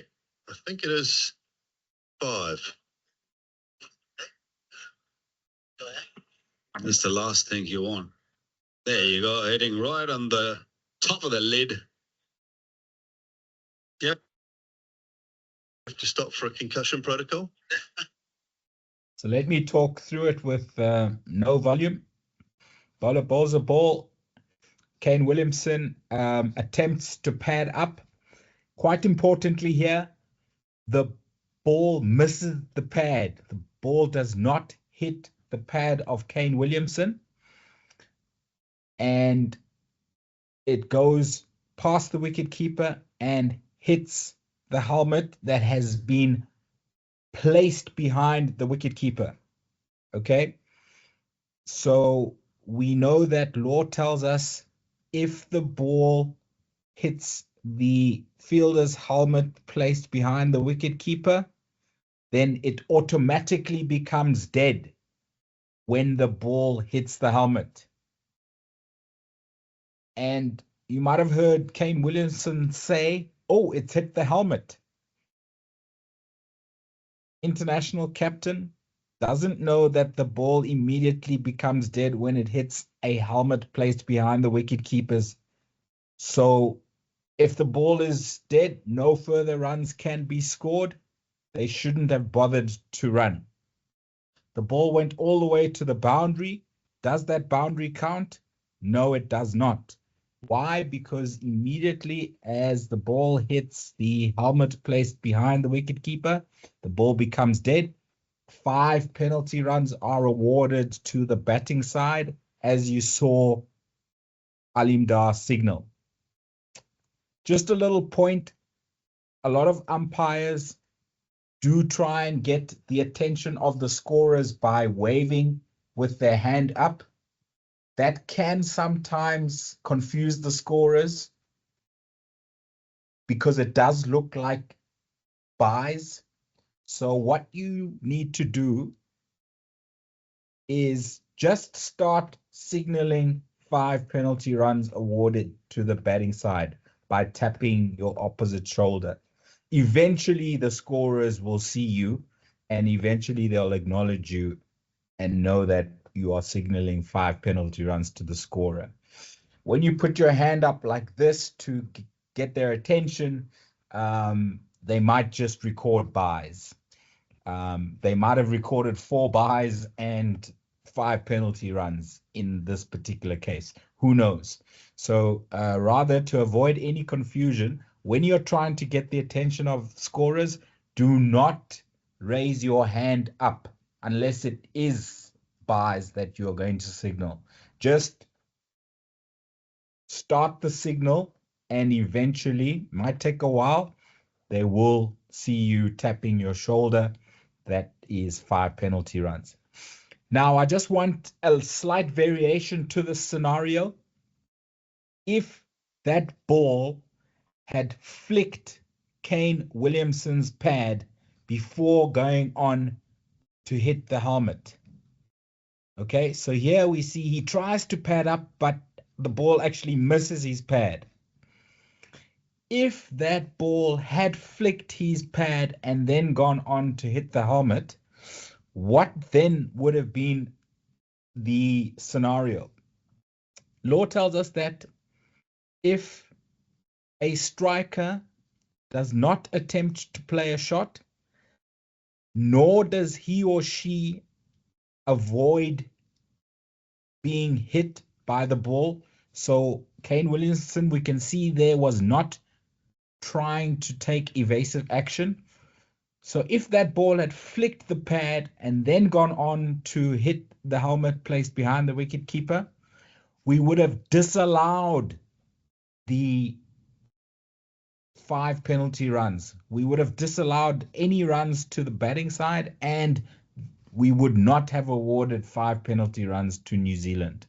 Why? Because if the ball flicks the pad when no shot is offered and when evasive action is not being taken, then it is disadvantaging the fielding side, because the ball hitting the pad can go anywhere after it hits the pad. So this is only if the batter is not attempting a shot and the striker is not taking evasive action and the ball hits any part of his or her person and then goes on to hit the helmet. Yes, the ball still becomes dead, but we will disallow all runs to the batting side and we will not award 5 penalty runs to them. But in this scenario, we saw that the ball did not flick Kane Williamson's pad. It went straight onto the helmet. The ball immediately became dead. Alim Dar correctly awarded 5 penalty runs to New Zealand. No further runs were scored because the ball immediately became dead when it hit the helmet. Next scenario. Bangladesh versus Zimbabwe a few years ago. Let's listen to the commentary first, and then I'll talk you through it.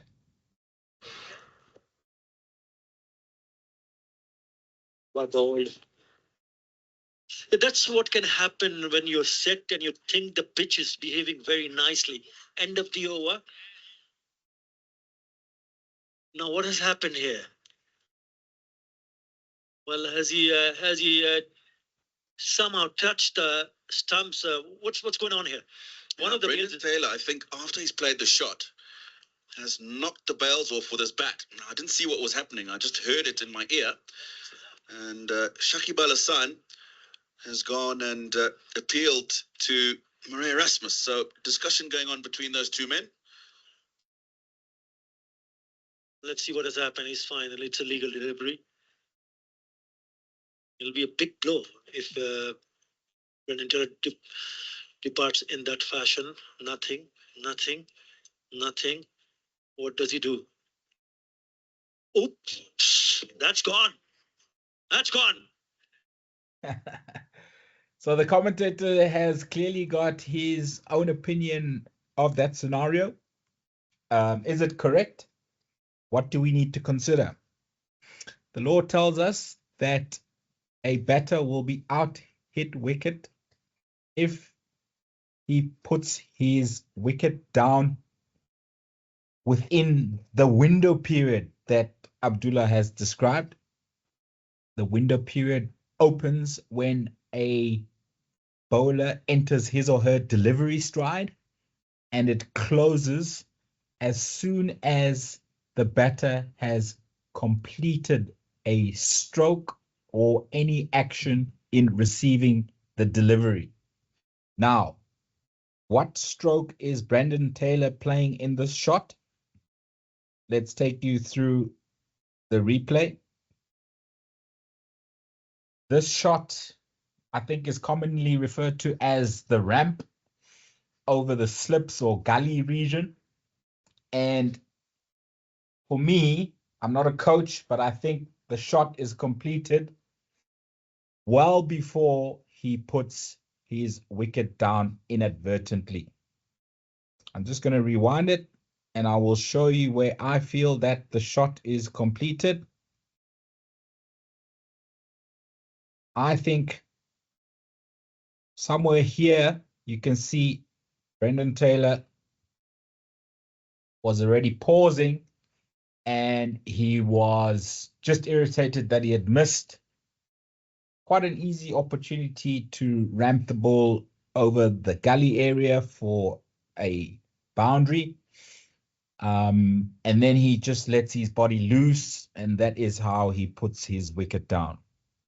So, in my opinion, and this is an opinion decision or an opinion law, as the strikers and umpire, it is your decision to make.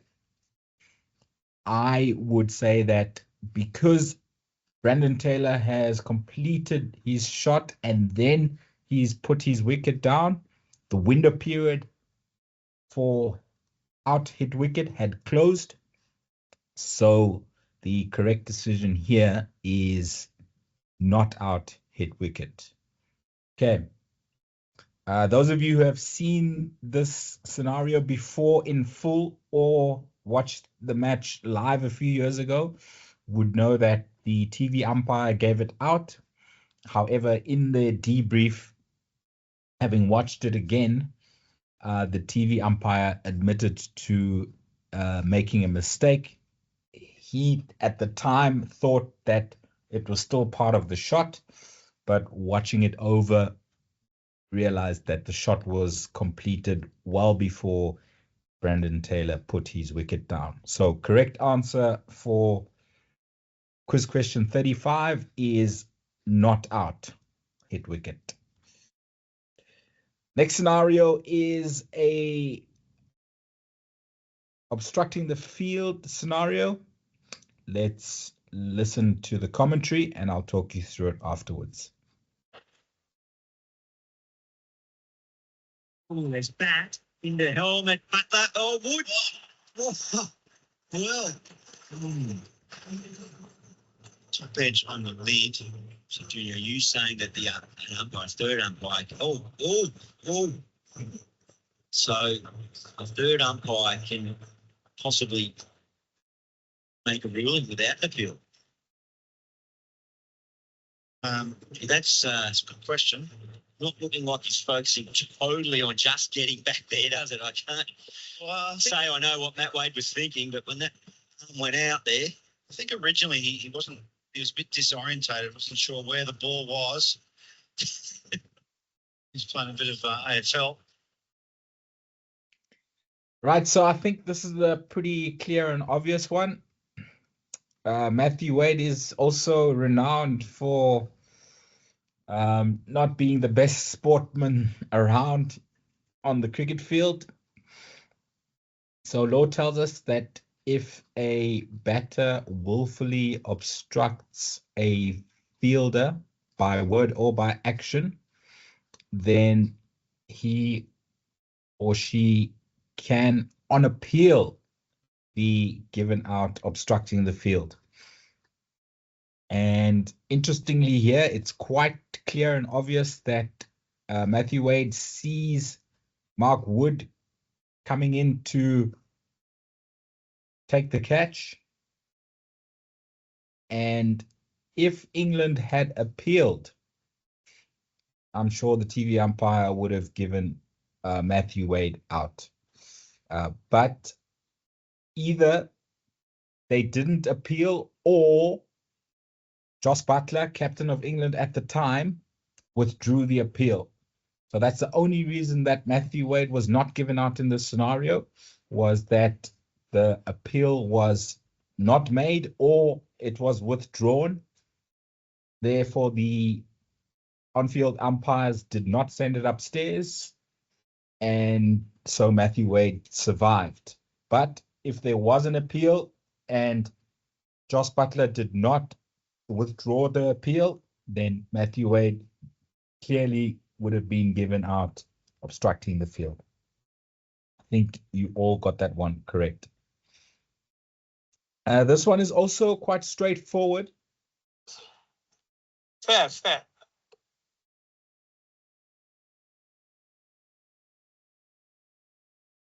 There's a referral for a stumping. First up, front foot, no ball, check, please.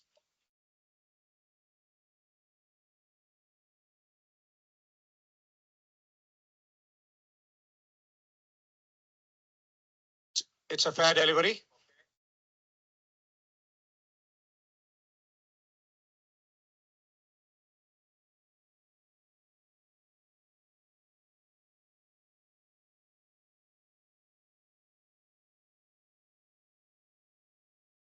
I'm ready with the decision.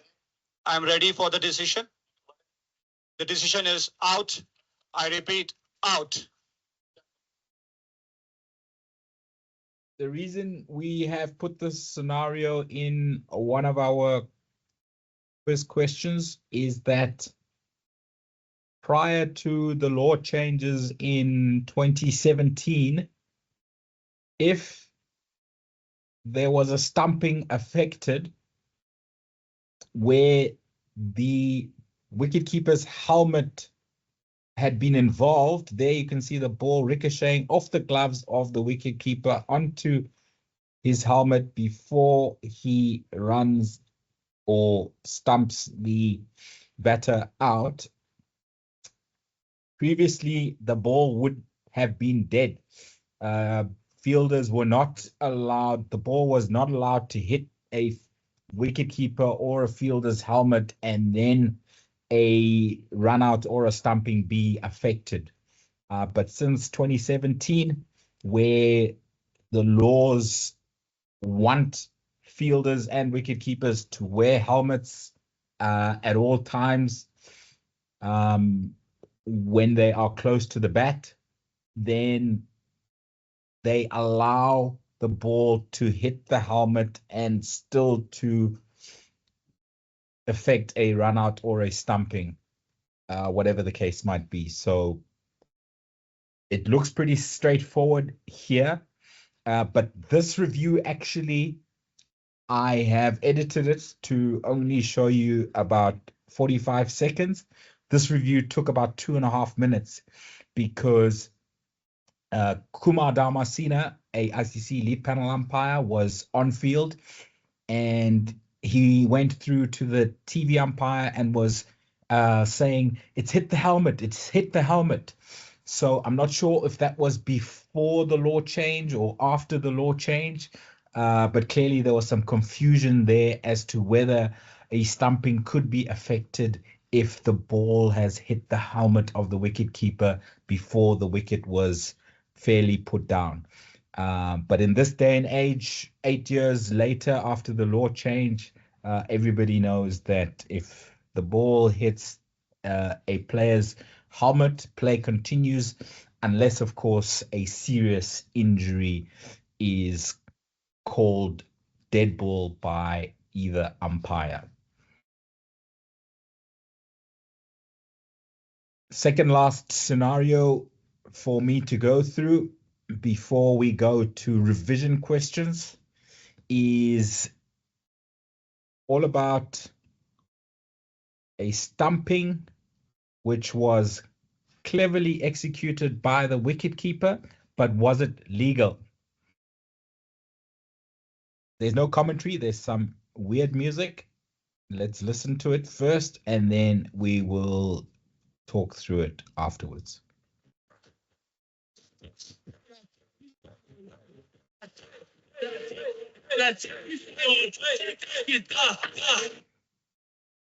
Right, so what has happened here?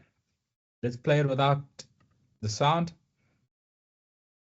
Bowler bowls a delivery down leg. Wicketkeeper catches it and then turns around to pretend that it has gone past him and he's looking to see where the ball is. All the while, the ball is clearly in his hands. He's waiting for the striker to leave his crease under the impression that the ball has gone past the wicketkeeper, which the striker did.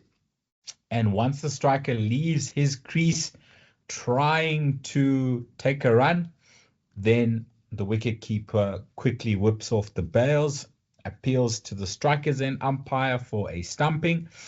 And you can see the strikers end umpire gave that striker out. Stumped.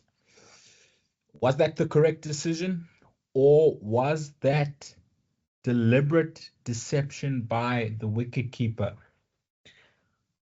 It is quite clear and obvious that was deliberate deception by the wicketkeeper. He knew that he had the ball in his hands.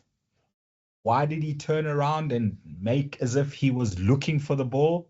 It was to deceive the striker, which he managed to do. Striker left his crease thinking that the ball had gone past the wicketkeeper. As soon as the wicketkeeper heard the striker's footsteps leaving the crease, he effected the stumping. He put the wicket down fairly. But it is unfair play, and this is exactly why this law is in place. So no, the decision should have been not out. Either umpire should have called and signaled dead ball upon the realization of the deception. Neither batter can be out if there's deception by the fielding side. 5 penalty runs will be awarded to the batting side. The run in progress, even though they had not crossed, the simple fact that the striker left his ground means that there was a run in progress, even though the non-striker didn't leave his ground. Either batter leaving their ground trying to run means there was a run in progress, so that run is awarded as well.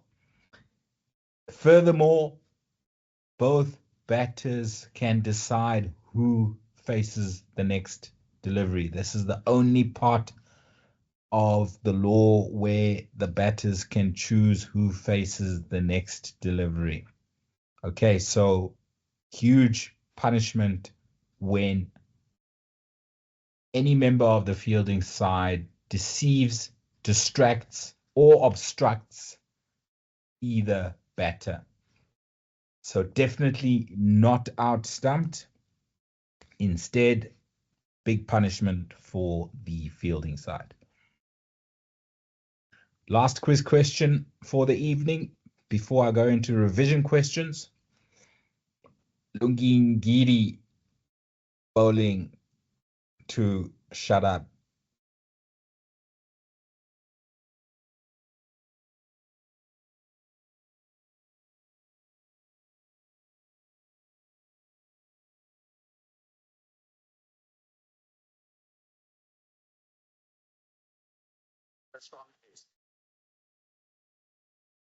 Right, so clearly there, what happens at international cricket or televised matches is if the full toss is a tight one in terms of waist height, the strikers and umpire will not call it immediately.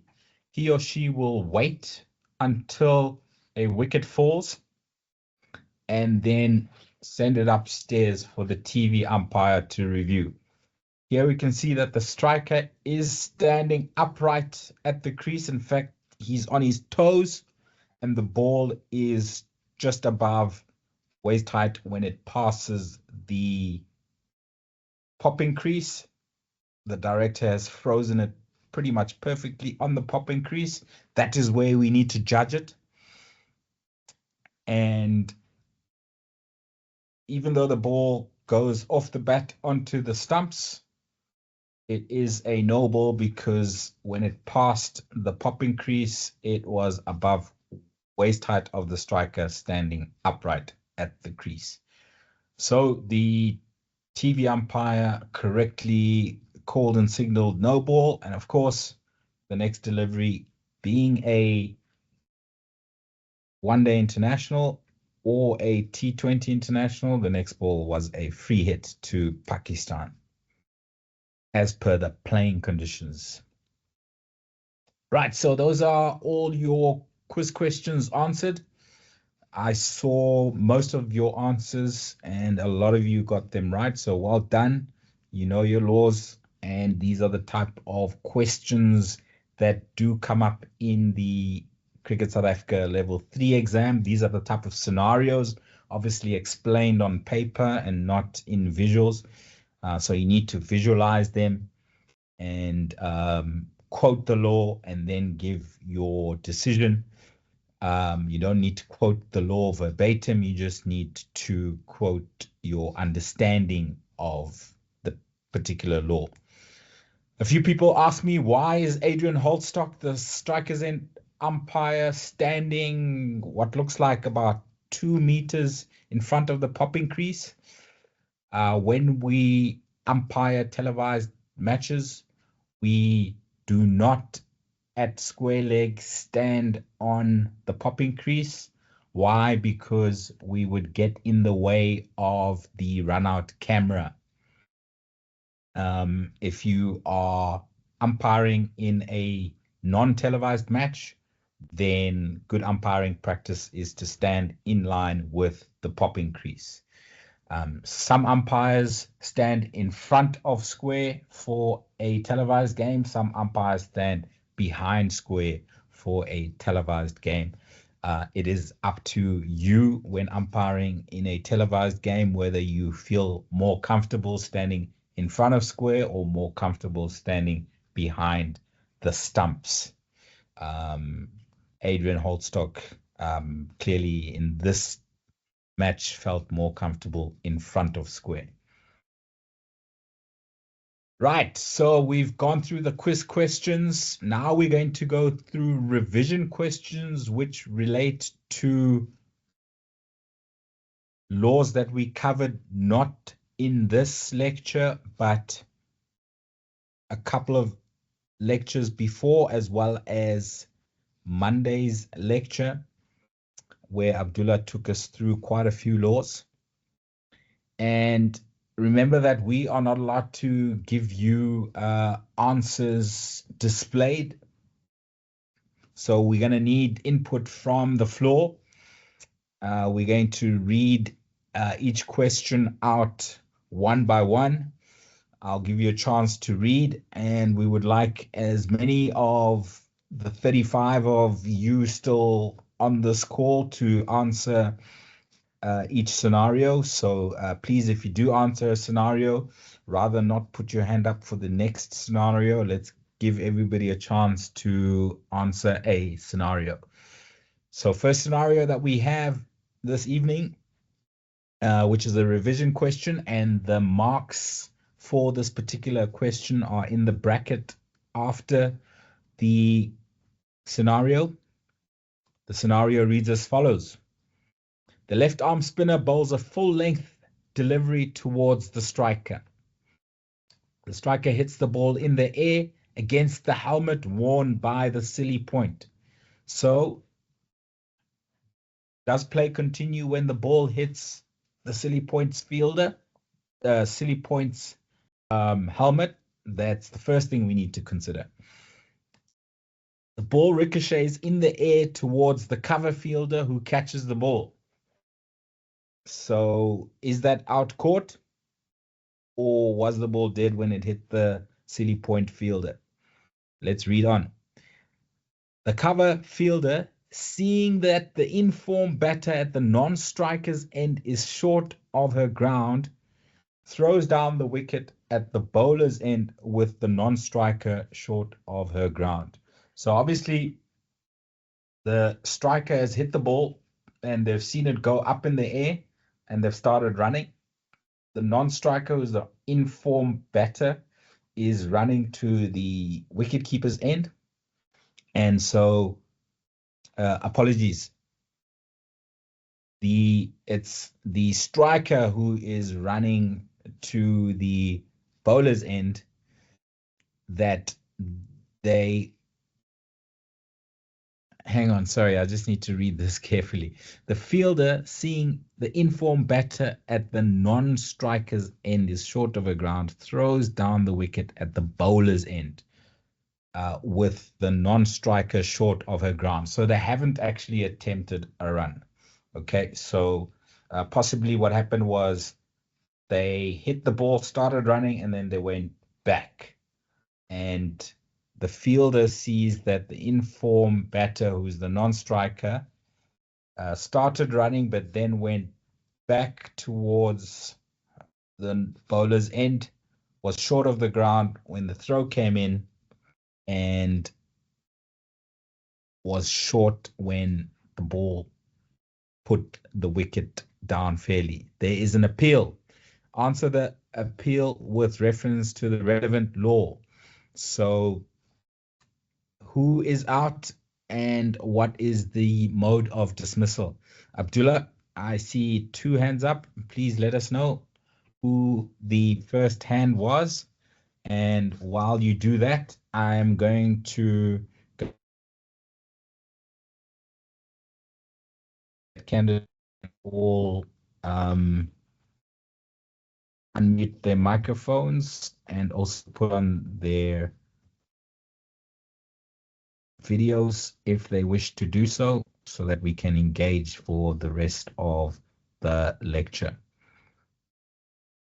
Just going into the meeting settings. Tom, Ian Fraser was quickest on the draw. So Ian,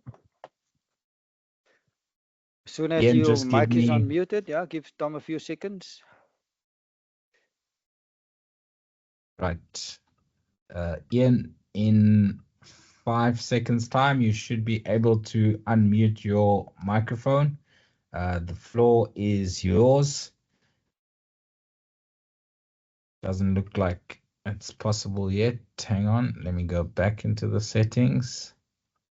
Meeting options. Allow mic for attendees, allow cameras for attendees, apply. That should do the trick. And so, Ian, please take us through this scenario. Okay. Hi there. The batsman's hit the ball. It hasn't grounded. It has come off the fielder's helmet, and the fielder is wearing the helmet. Because it ricochets off and then is caught by the second fielder, the batsman striker is the batsman that's out caught.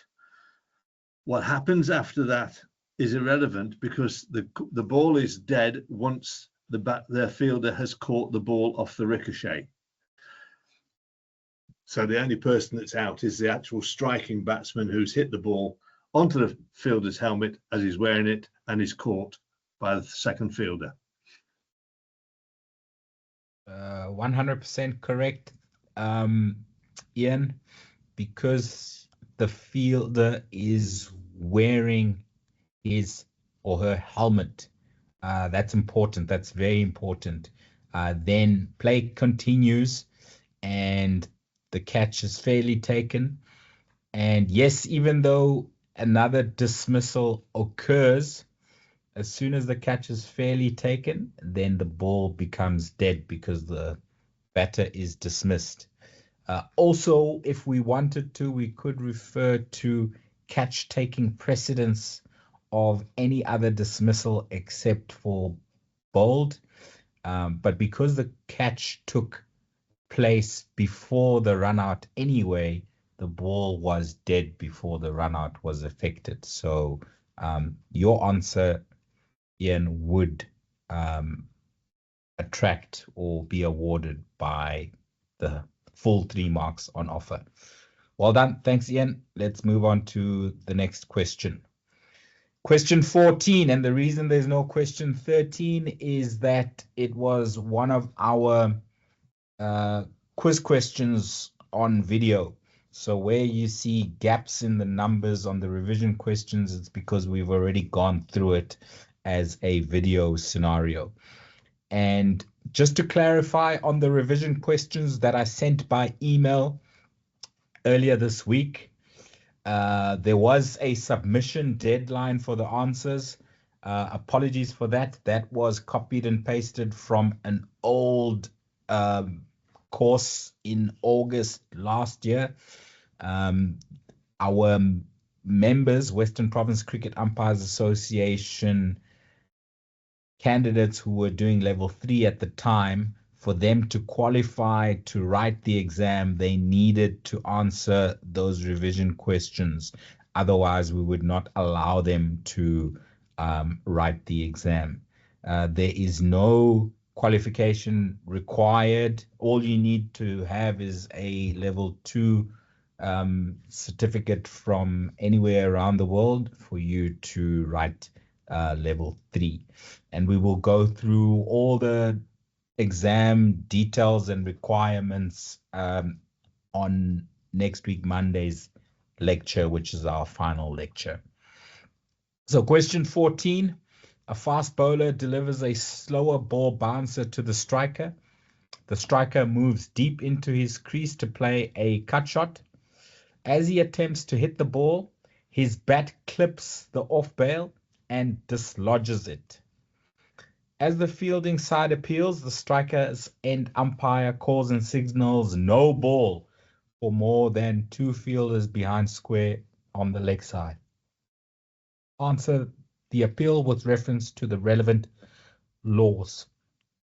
So this sounds like a hit wicket appeal, but the trick is that there is a no ball for 2 fielders behind square on the leg side. So what is our answer to this scenario? I don't see any hands up, so I'm going to read it again slowly. A fast bowler delivers a slower ball bouncer to the striker. The striker moves deep into his crease to play a cut shot. As he attempts to hit the ball, his bat clips the off bail and dislodges it. As the fielding side appeals, the striker's end umpire calls and signals no ball for more than 2 fielders behind square on the leg side. So, Abdullah, I see 3 hands are up. Please let us know who was first on the draw. They can answer.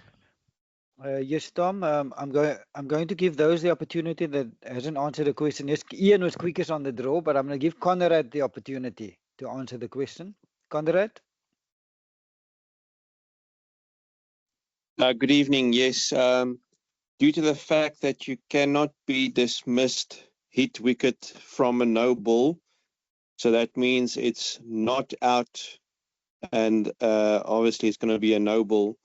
So even if they appeal, it's not out because of the no ball. Perfect. Conrad,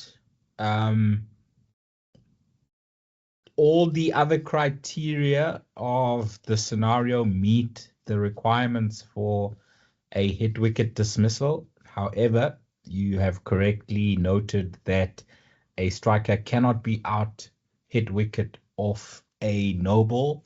Therefore, the striker is not out hit wicket, and were a limited overs match, then obviously the next delivery will be a free hit. Of course, free hits are playing conditions for limited overs cricket. Our exam is based on law. There are no free hits in law. So I'm just mentioning the free hits for your application in a match if you're umpiring a limited overs match this coming weekend. But in terms of the exam, no free hits will apply. You don't need to mention them in your exam answers. Well done, Conrad. Thank you. Next question. The hand towel tucked in at the back of the bowler's pants flies out during his delivery stride and dislodges the bails of the non-striker's wicket. The striker gets a faint edge on the delivery, which is caught by the wicketkeeper. There is an appeal for caught behind. Answer the appeal with reference to the relevant laws. That is question 15. Is the striker out caught, or is there a little twist to this scenario? I don't see any hands yet. I do now. Sipiwe Gabai, please unmute your microphone. It looks like you are the first to put your hand up. The floor is yours.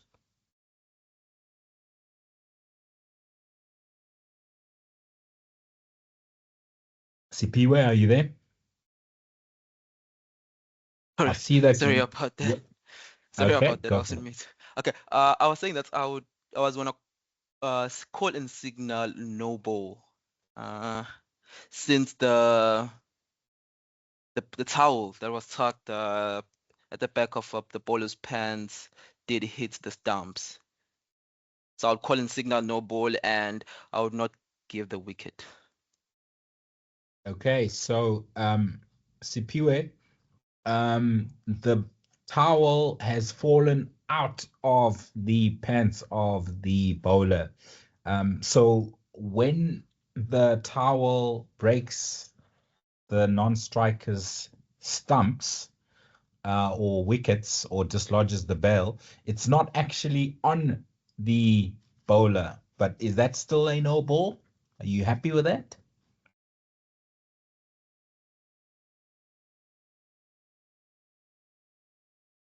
I think you're still on mute again.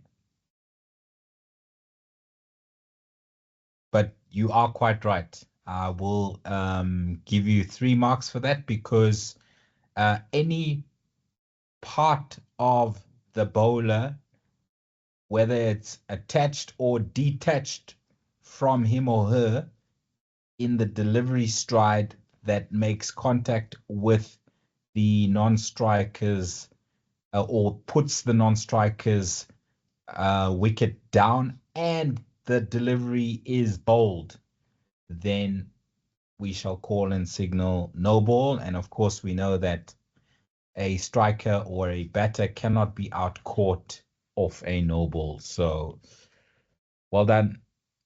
Correct answer. Let's move on to the next question. Right, so this one is for 6 marks. So we need a fair bit of detail in the answer. Let's read the question. It's a long one. The striker shoulders arms to a delivery that brushes his front pad. Okay, so for those of you who don't know the term shouldering arms, it means the batter put or raised his or her arms above the shoulders. So that means he or she has not attempted a shot. After shouldering arms, his front pad,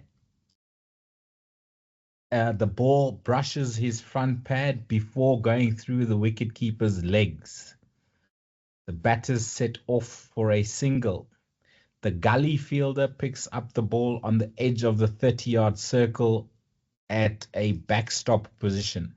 Seeing the batters still running to make good their ground, the gully fielder throws the ball in the direction of the stumps. The throw hits the helmet that is placed on the ground behind the wicketkeeper before going on to hit the stumps at the striker's end with the batter short of his ground. Of course, there's going to be an appeal. What is the answer to that appeal? Please refer to the relevant laws and discuss the procedure to follow. So there's a lot going on there. I saw a hand go up as I was reading the question. So Abdullah, I think it was Vikram. Please yes, confirm. Vikram, yes, he was quickest on the draw, Tom. Vikram B, unmute your mic and give us the answer to question 16. Hi, yeah, this is a little complicated.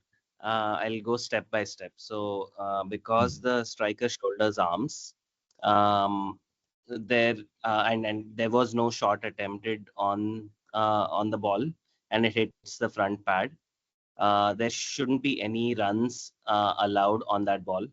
But I think this still allows the fielding team to do or perform a run out in case the batters are still running, because the umpire needs to wait for either the ball to become dead or, oh, sorry, for the batters to finish the first run and then call the ball dead.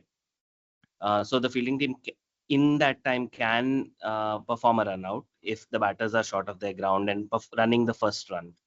But because the fielder throws it and it hits the helmet placed on the ground behind the wicket keeper, that makes the ball dead right away, and anything after that is not applicable. So the even if the ball hits the stump and the batters are out of their ground, they wouldn't be run out.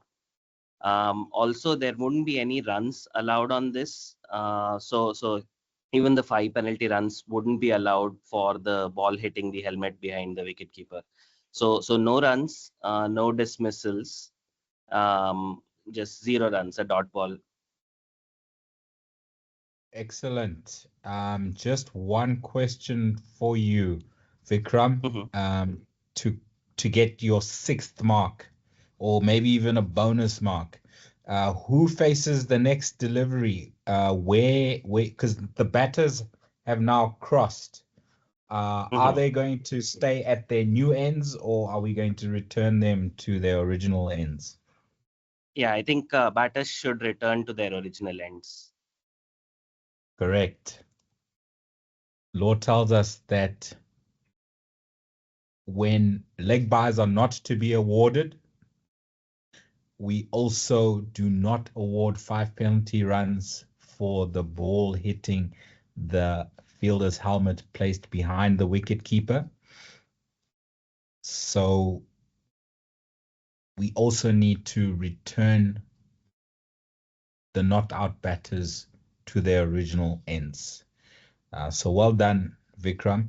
The trick there is, because no shot is offered, just like I mentioned in the Kane Williamson scenario, if that ball had flicked Kane Williamson's pad, we would not have, Alim Dar would not have awarded 5 penalty runs to New Zealand, because no shot was offered.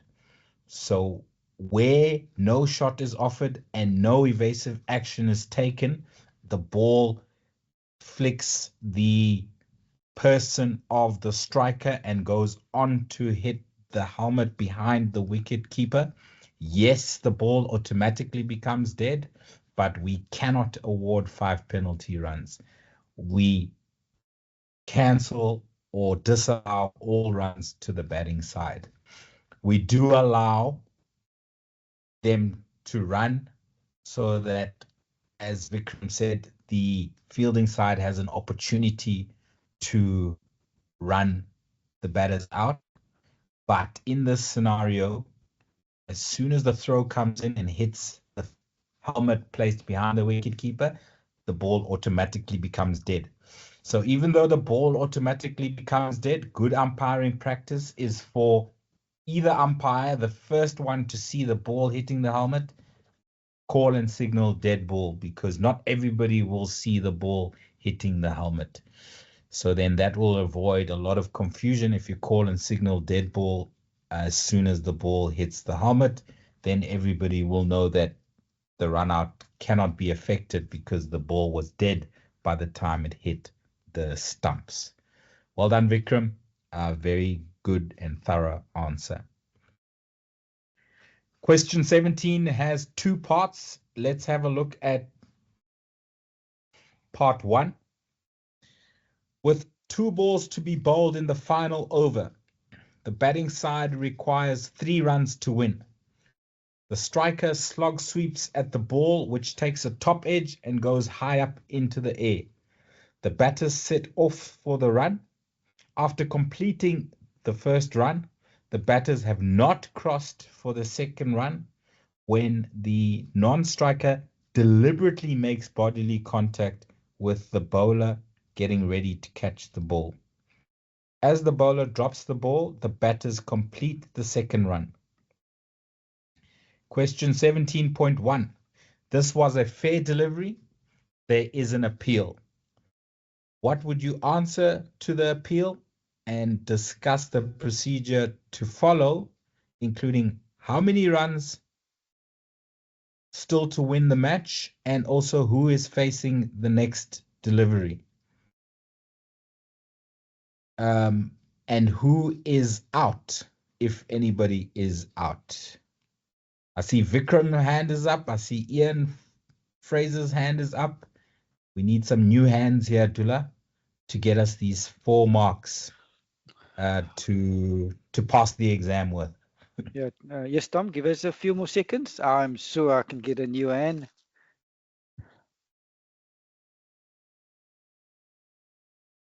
There's no excuse about the LBW scenarios lagging because of slow internet here, Abdullah.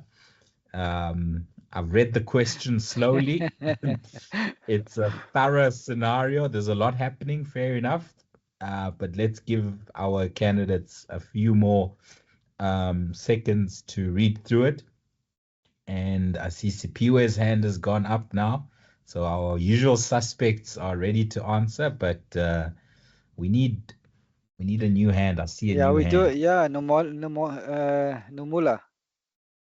Nomula, unmute your mic. Give us the answer, please.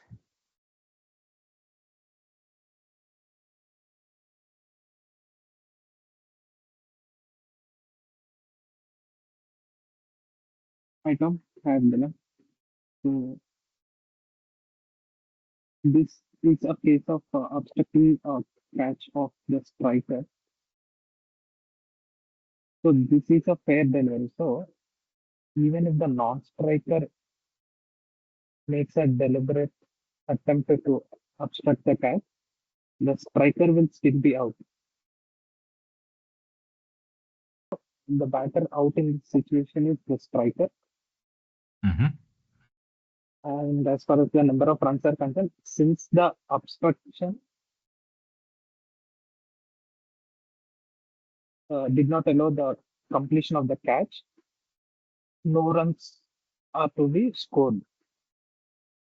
So it will be 1 ball, 3 runs to win, and the striker will be out. Who's going to face the next ball, Nomula, to get your 4th point mark?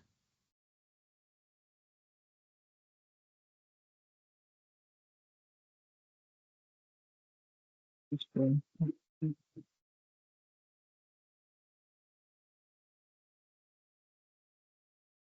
the non-striker will fail. Okay, that's the only place that you have come short, but very well answered. Because the obstruction prevented a catch from being taken, this was a fair delivery. Then, even though the obstruction was by the non-striker, because it prevented a catch from being taken, the striker is out obstructing the field. And if the striker is out obstructing the field from a catch being prevented from being taken, then the new batter will be on strike for the next ball. Why? Because we are almost pretending that the batter was out caught or the striker was out caught. So the new batter will be on strike, even though they've crossed and they were attempting a second run. So this is in the case of a fair delivery. Because a catch was prevented from being taken, no runs will be scored. So we are following the rules or the law of a striker being out caught. If a striker is out caught, no runs are scored, regardless of how many runs they completed while the ball was up in the air. So that is why the new batter will be on strike, and that is also why 0 runs are scored. And you're quite right. Because 0 runs were scored, there's still 3 runs to win. There's still 1 ball to come. And as we mentioned, the striker is out, obstructing the field, even though the obstruction was by the non-striker. Part 2 of question 17 says, same scenario as 17.1, but this time it's a no ball. Again, the fielding side had more than 2 fielders behind square on the leg side. This captain, if he was involved in the previous no ball scenario as well, where there was 2 behind square on the leg side, not a great captain. So there is still an appeal, of course, even though the umpire at square leg, the strikers end umpire has called no ball for 2 fielders behind square on the leg side. The fielding side will still appeal because of the non-striker deliberately making bodily contact with the bowler. So now, discuss the procedure to follow. Which batter is out, if any? How many runs still to win? And who will face the next delivery? Okay, so let's read the scenario again. The striker slog sweeps at the ball, which takes a top edge and goes high up in the air. The batters set off for a run. After completing the first run, the batters have not crossed for the second run when the non-striker deliberately makes bodily contact with the bowler getting ready to catch the ball. It is a no ball. Who is out, if anyone? How many runs are scored, if any? And who will face the next delivery? Abdullah, do we have a new hand up? Did Conrad answer a question earlier? I can't remember. Yes, you did, Tom. No new hand so far. I did see a viewer's hand quickly go up while I was still explaining the answer for 17.1. Yeah, it went up and down, Tom. It went up and down. So. A viewer, would you like to give a try to answer question 17.2? Or are we going to wait for another new hand? Again, no. That question, I've then I read the question. I thought there was a 1 ball left, but I found out there is a 2 ball. That's why I then put my hand down. Okay, on this scenario, it's been a while without checking laws of cricket. You'll correct me if I'm wrong. Because the ball is a no ball, number 1, and there is a deliberately obstructing of the field by a non-striker. Yes, because number 1 run for no ball, it will count, and 1 run for that first run has been completed. It will count. Now there'll be 1 ball left for 1 run, but the batter will be given out now because the ball is a no ball and there is a deliberately distraction by a non-striker. Someone will be out now because it's a no ball. I think it's a non-striker because the ball is a no ball. Now the team that is chasing the score will face 1 ball for 1 run, who will be on the striker running? Because the better they already closed in, the incoming batsman will be on the strike. I think I attended the question, Tom.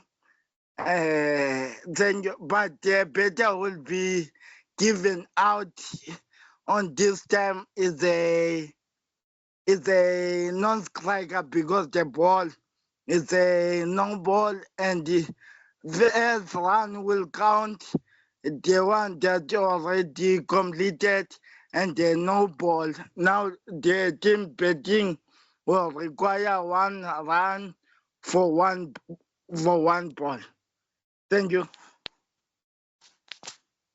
Great stuff, Aviwe. Thank you for a very thorough answer.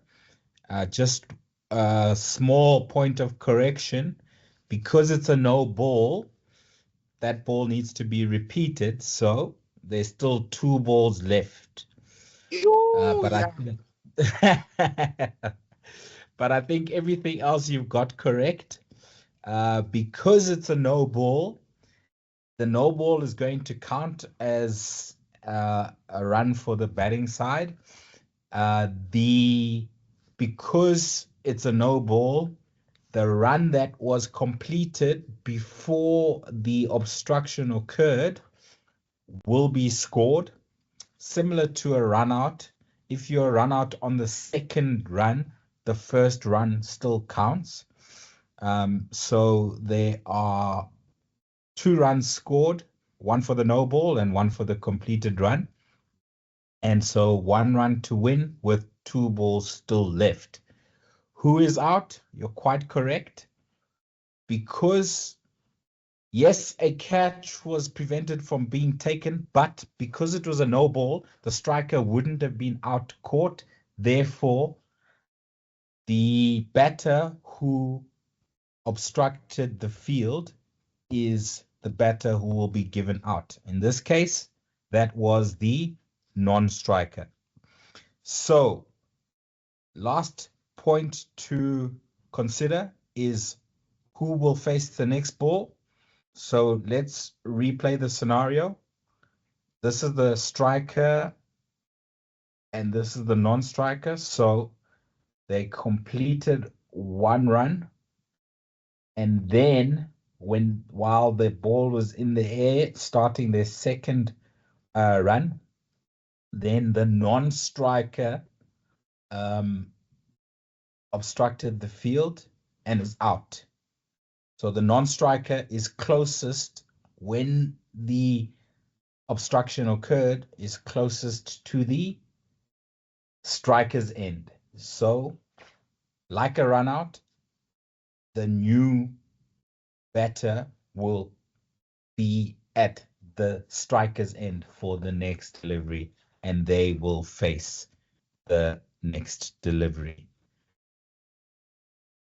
I think I've covered everything. Abdullah, if not, please let me know. Well done, Aviwe. I would say 3 out of 4 marks, simply because the runs remaining to be scored is now 1 to win, because 1 was scored for the no ball and 1 was scored for the running. Abdullah, as you know, I am still in Malawi, busy with the Quad Nations T20 Cup between Malawi, Tanzania, Germany, and Bahrain. Supper ends at 9 p.m. Malawi time, which is in 20 minutes time. I need to go and get my supper before the kitchen closes. I would love for you to take the candidates through the questions in the chat box and the Q&A session. And I will see you all next week, Monday, for lecture number 7, which is our final lecture for level 3. I will also send the revision questions on email to everyone tomorrow morning, along with the recording of tonight's lecture. So thank you very much for your attendance and interaction. I'm leaving you in the capable hands of Abdullah Steenkamp. He is on 99, about to score his century. I've been run out, and I am saying good night and see you all on Monday. Thanks, Dula. Over to you. Enjoy your supper, Tom. I'll see you Monday. Will do. Cheers.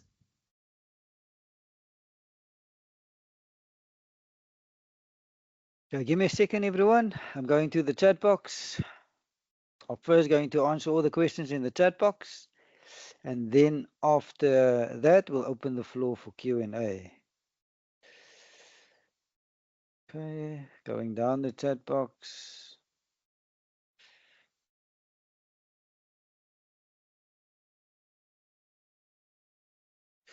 Give me a second. I'm going down the chat box. Okay, yeah, I see Vikram B. Vikram B is chatting about Deepti Sama and the run out. Let's see what he's saying. So, run out of the non-striker. He's pointing out that Deepti went past the popping crease, which means he has passed the expected release point, and then she came back to run out the non-striker. So he's asking, is that legal? I understand that she has non-raised her arm, but she goes past the popping crease. Is that relevant? So Vikram, where does the popping crease come in? So you need to be in your delivery stride before you pass the popping crease.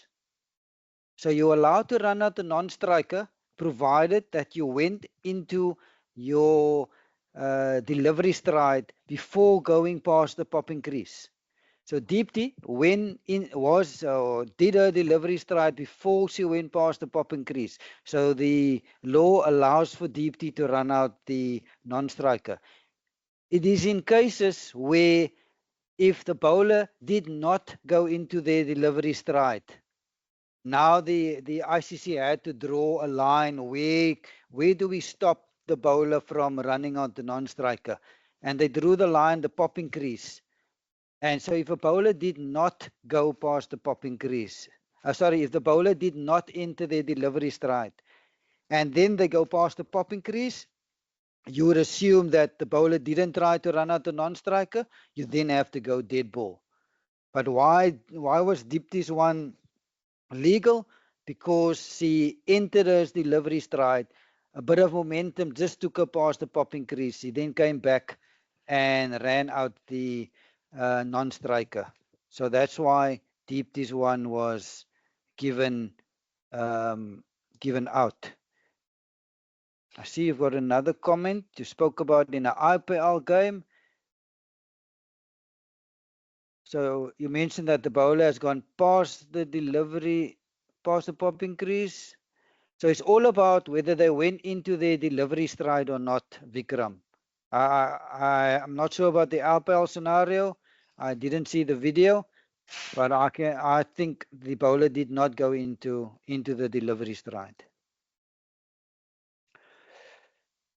Let me go further down. Jojo speaks about a striker standing half a meter outside the popping crease. So Jojo, what you need to judge is there is a mark on the pitch, or there should be a mark on the pitch that indicates where the protected area starts. So from strikers in, that mark is your judgment point. So as long as the batter is standing on the pitch and it is not close to the protected area, and if they're standing so close to the protected area, meaning that if they do play, let's say, a front foot cover drive or forward defense, that front foot is going to go into the protected area. So you just need to make that judgment point. If the batter is standing outside the crease, the law allows for that. But if in playing a shot, whether it's playing forward, a cover drive, or front foot defense, that front foot should not be going into that protected area. If it is, that's where you need to intervene and have a word with the striker. Next question is from Vikram. Has there been enforcement of the deliberate front foot no ball at international or first class level?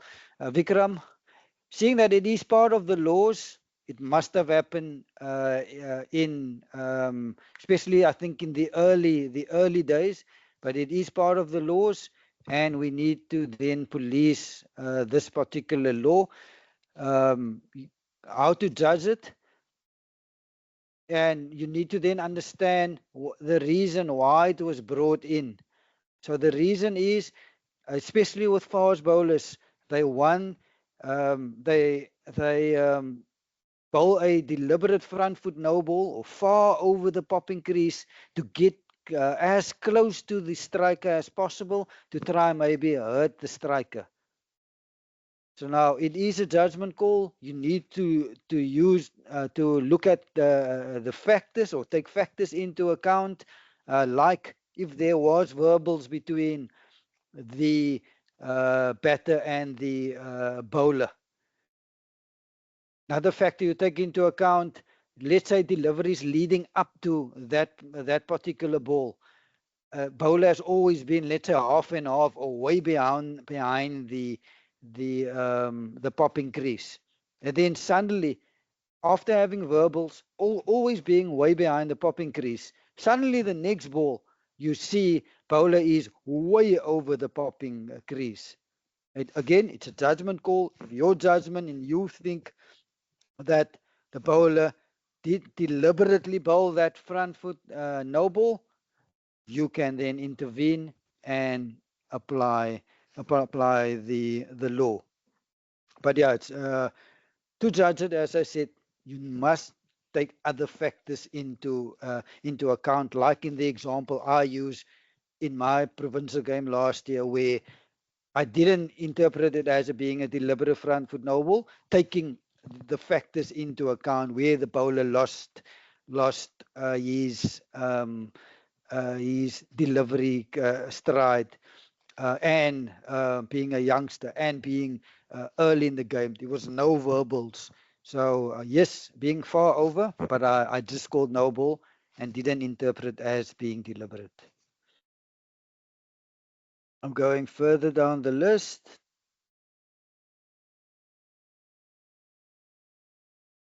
Renier, let me have a look at your question. Your question is about deliberate distraction, deception.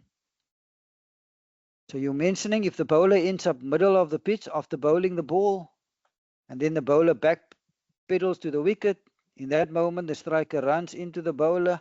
Striker wasn't looking, and then the striker runs into the bowler, falls, and gets run out. What is the call we should make? Or is it for the umpires to decide? So Renier, good umpiring practice is get together with your colleague. What is the first question that you're going to ask yourself is, looking at the incident, was it willful or deliberate act that the bowler did? If yes, you need to apply the law. If no, i.e. it was accidental, it is then just one of those instances. In this particular instance, I will then go to the fielding captain saying, we've just witnessed an accident, and because of it, the batter was run out. Are you happy to uphold your appeal? If the fielding captain say yes, then you'll have to give the batter out. If the fielding captain say, okay, I'll withdraw my appeal because of this accident, then you will recall the batter. So yeah, all you need to decide is, was it willful or not? If yes, you apply the law. If no, then not out. Sapiwo, Kane Williamson, had the ball miss everything after clipping the pad, and the umpire going to signal 4 leg byes even though no shot was offered and he wasn't taking a vision. So Sapiwo, with Kane not offering a shot, and in your scenario, you mentioned that it clips the pad. So as soon as not offering a shot, clipping the pad, no runs to be allowed. So you will not be giving those 4 leg byes as no shot was offered. That's my interpretation of your question. If it's not the case, please let me know. Ian Fraser, I understand that 2 fielders are allowed behind square. Yes, Ian, 2 fielders are allowed behind square. I think you're referring to one of those questions.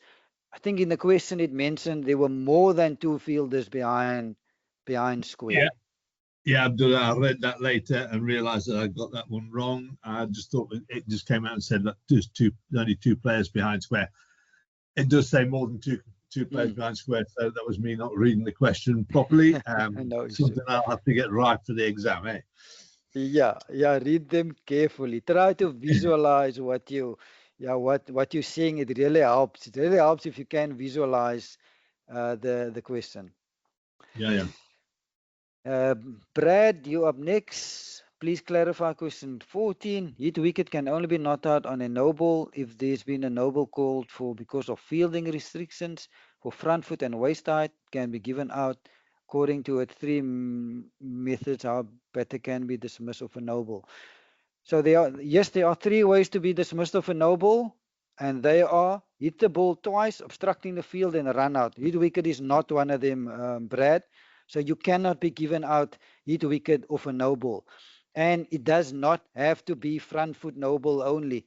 Any form of no ball. As soon as the umpire calls no ball, whether it's front foot, whether it's fielding infringement, whatever the case may be, as soon as no ball is called, when it comes to in terms of modes of dismissals of a no ball, only 3. Hit the ball twice, obstructing the field, and run out. So seeing that hit wicket is not one of those, as soon as umpire calls no ball, Brad, better not to be given out hit wicket. That's all right. I see you rectified, Brad. Okay, yeah, it is hit the ball twice and not hit wicket. We go further. I don't see any other questions in the chat box. Are there any other questions? If yes, please raise your hand, unmute your mic, and you can ask me.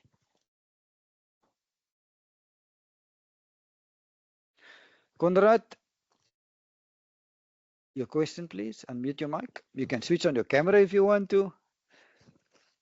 Just on Renee's question where the batter ran into the bowler accidentally, obviously. And if you as an umpire ask now the fielding captain, are they withdrawing their appeal? And the fielding captain says, yes, they are withdrawing the appeal. Does that run count? Will that run be scored then? Yeah, but remember the fielder was mid. The batter was, let's say, mid pitch. So that run wasn't completed. So you cannot be giving that half a run to the batter. So no, that run not to count. So it will be just a dot ball then? It will just be a dot baller. I think the batter would be happy that he's not, or she's not being run out. But yeah, just a dot ball. Okay, thanks. Any other questions, comments? Okay, there doesn't look like there's any further questions. Thank you so much, everyone. Our next lecture will be Monday, 1800 hours South African time. Thank you so much for your time. The recording will be available latest tomorrow at about 11 o'clock, and Tom will email you those examples that we've covered tonight. Enjoy the rest of your evening. Goodbye, everyone. Cheers, Abdullah. Thank you, man. Bye. Thanks again. Bye.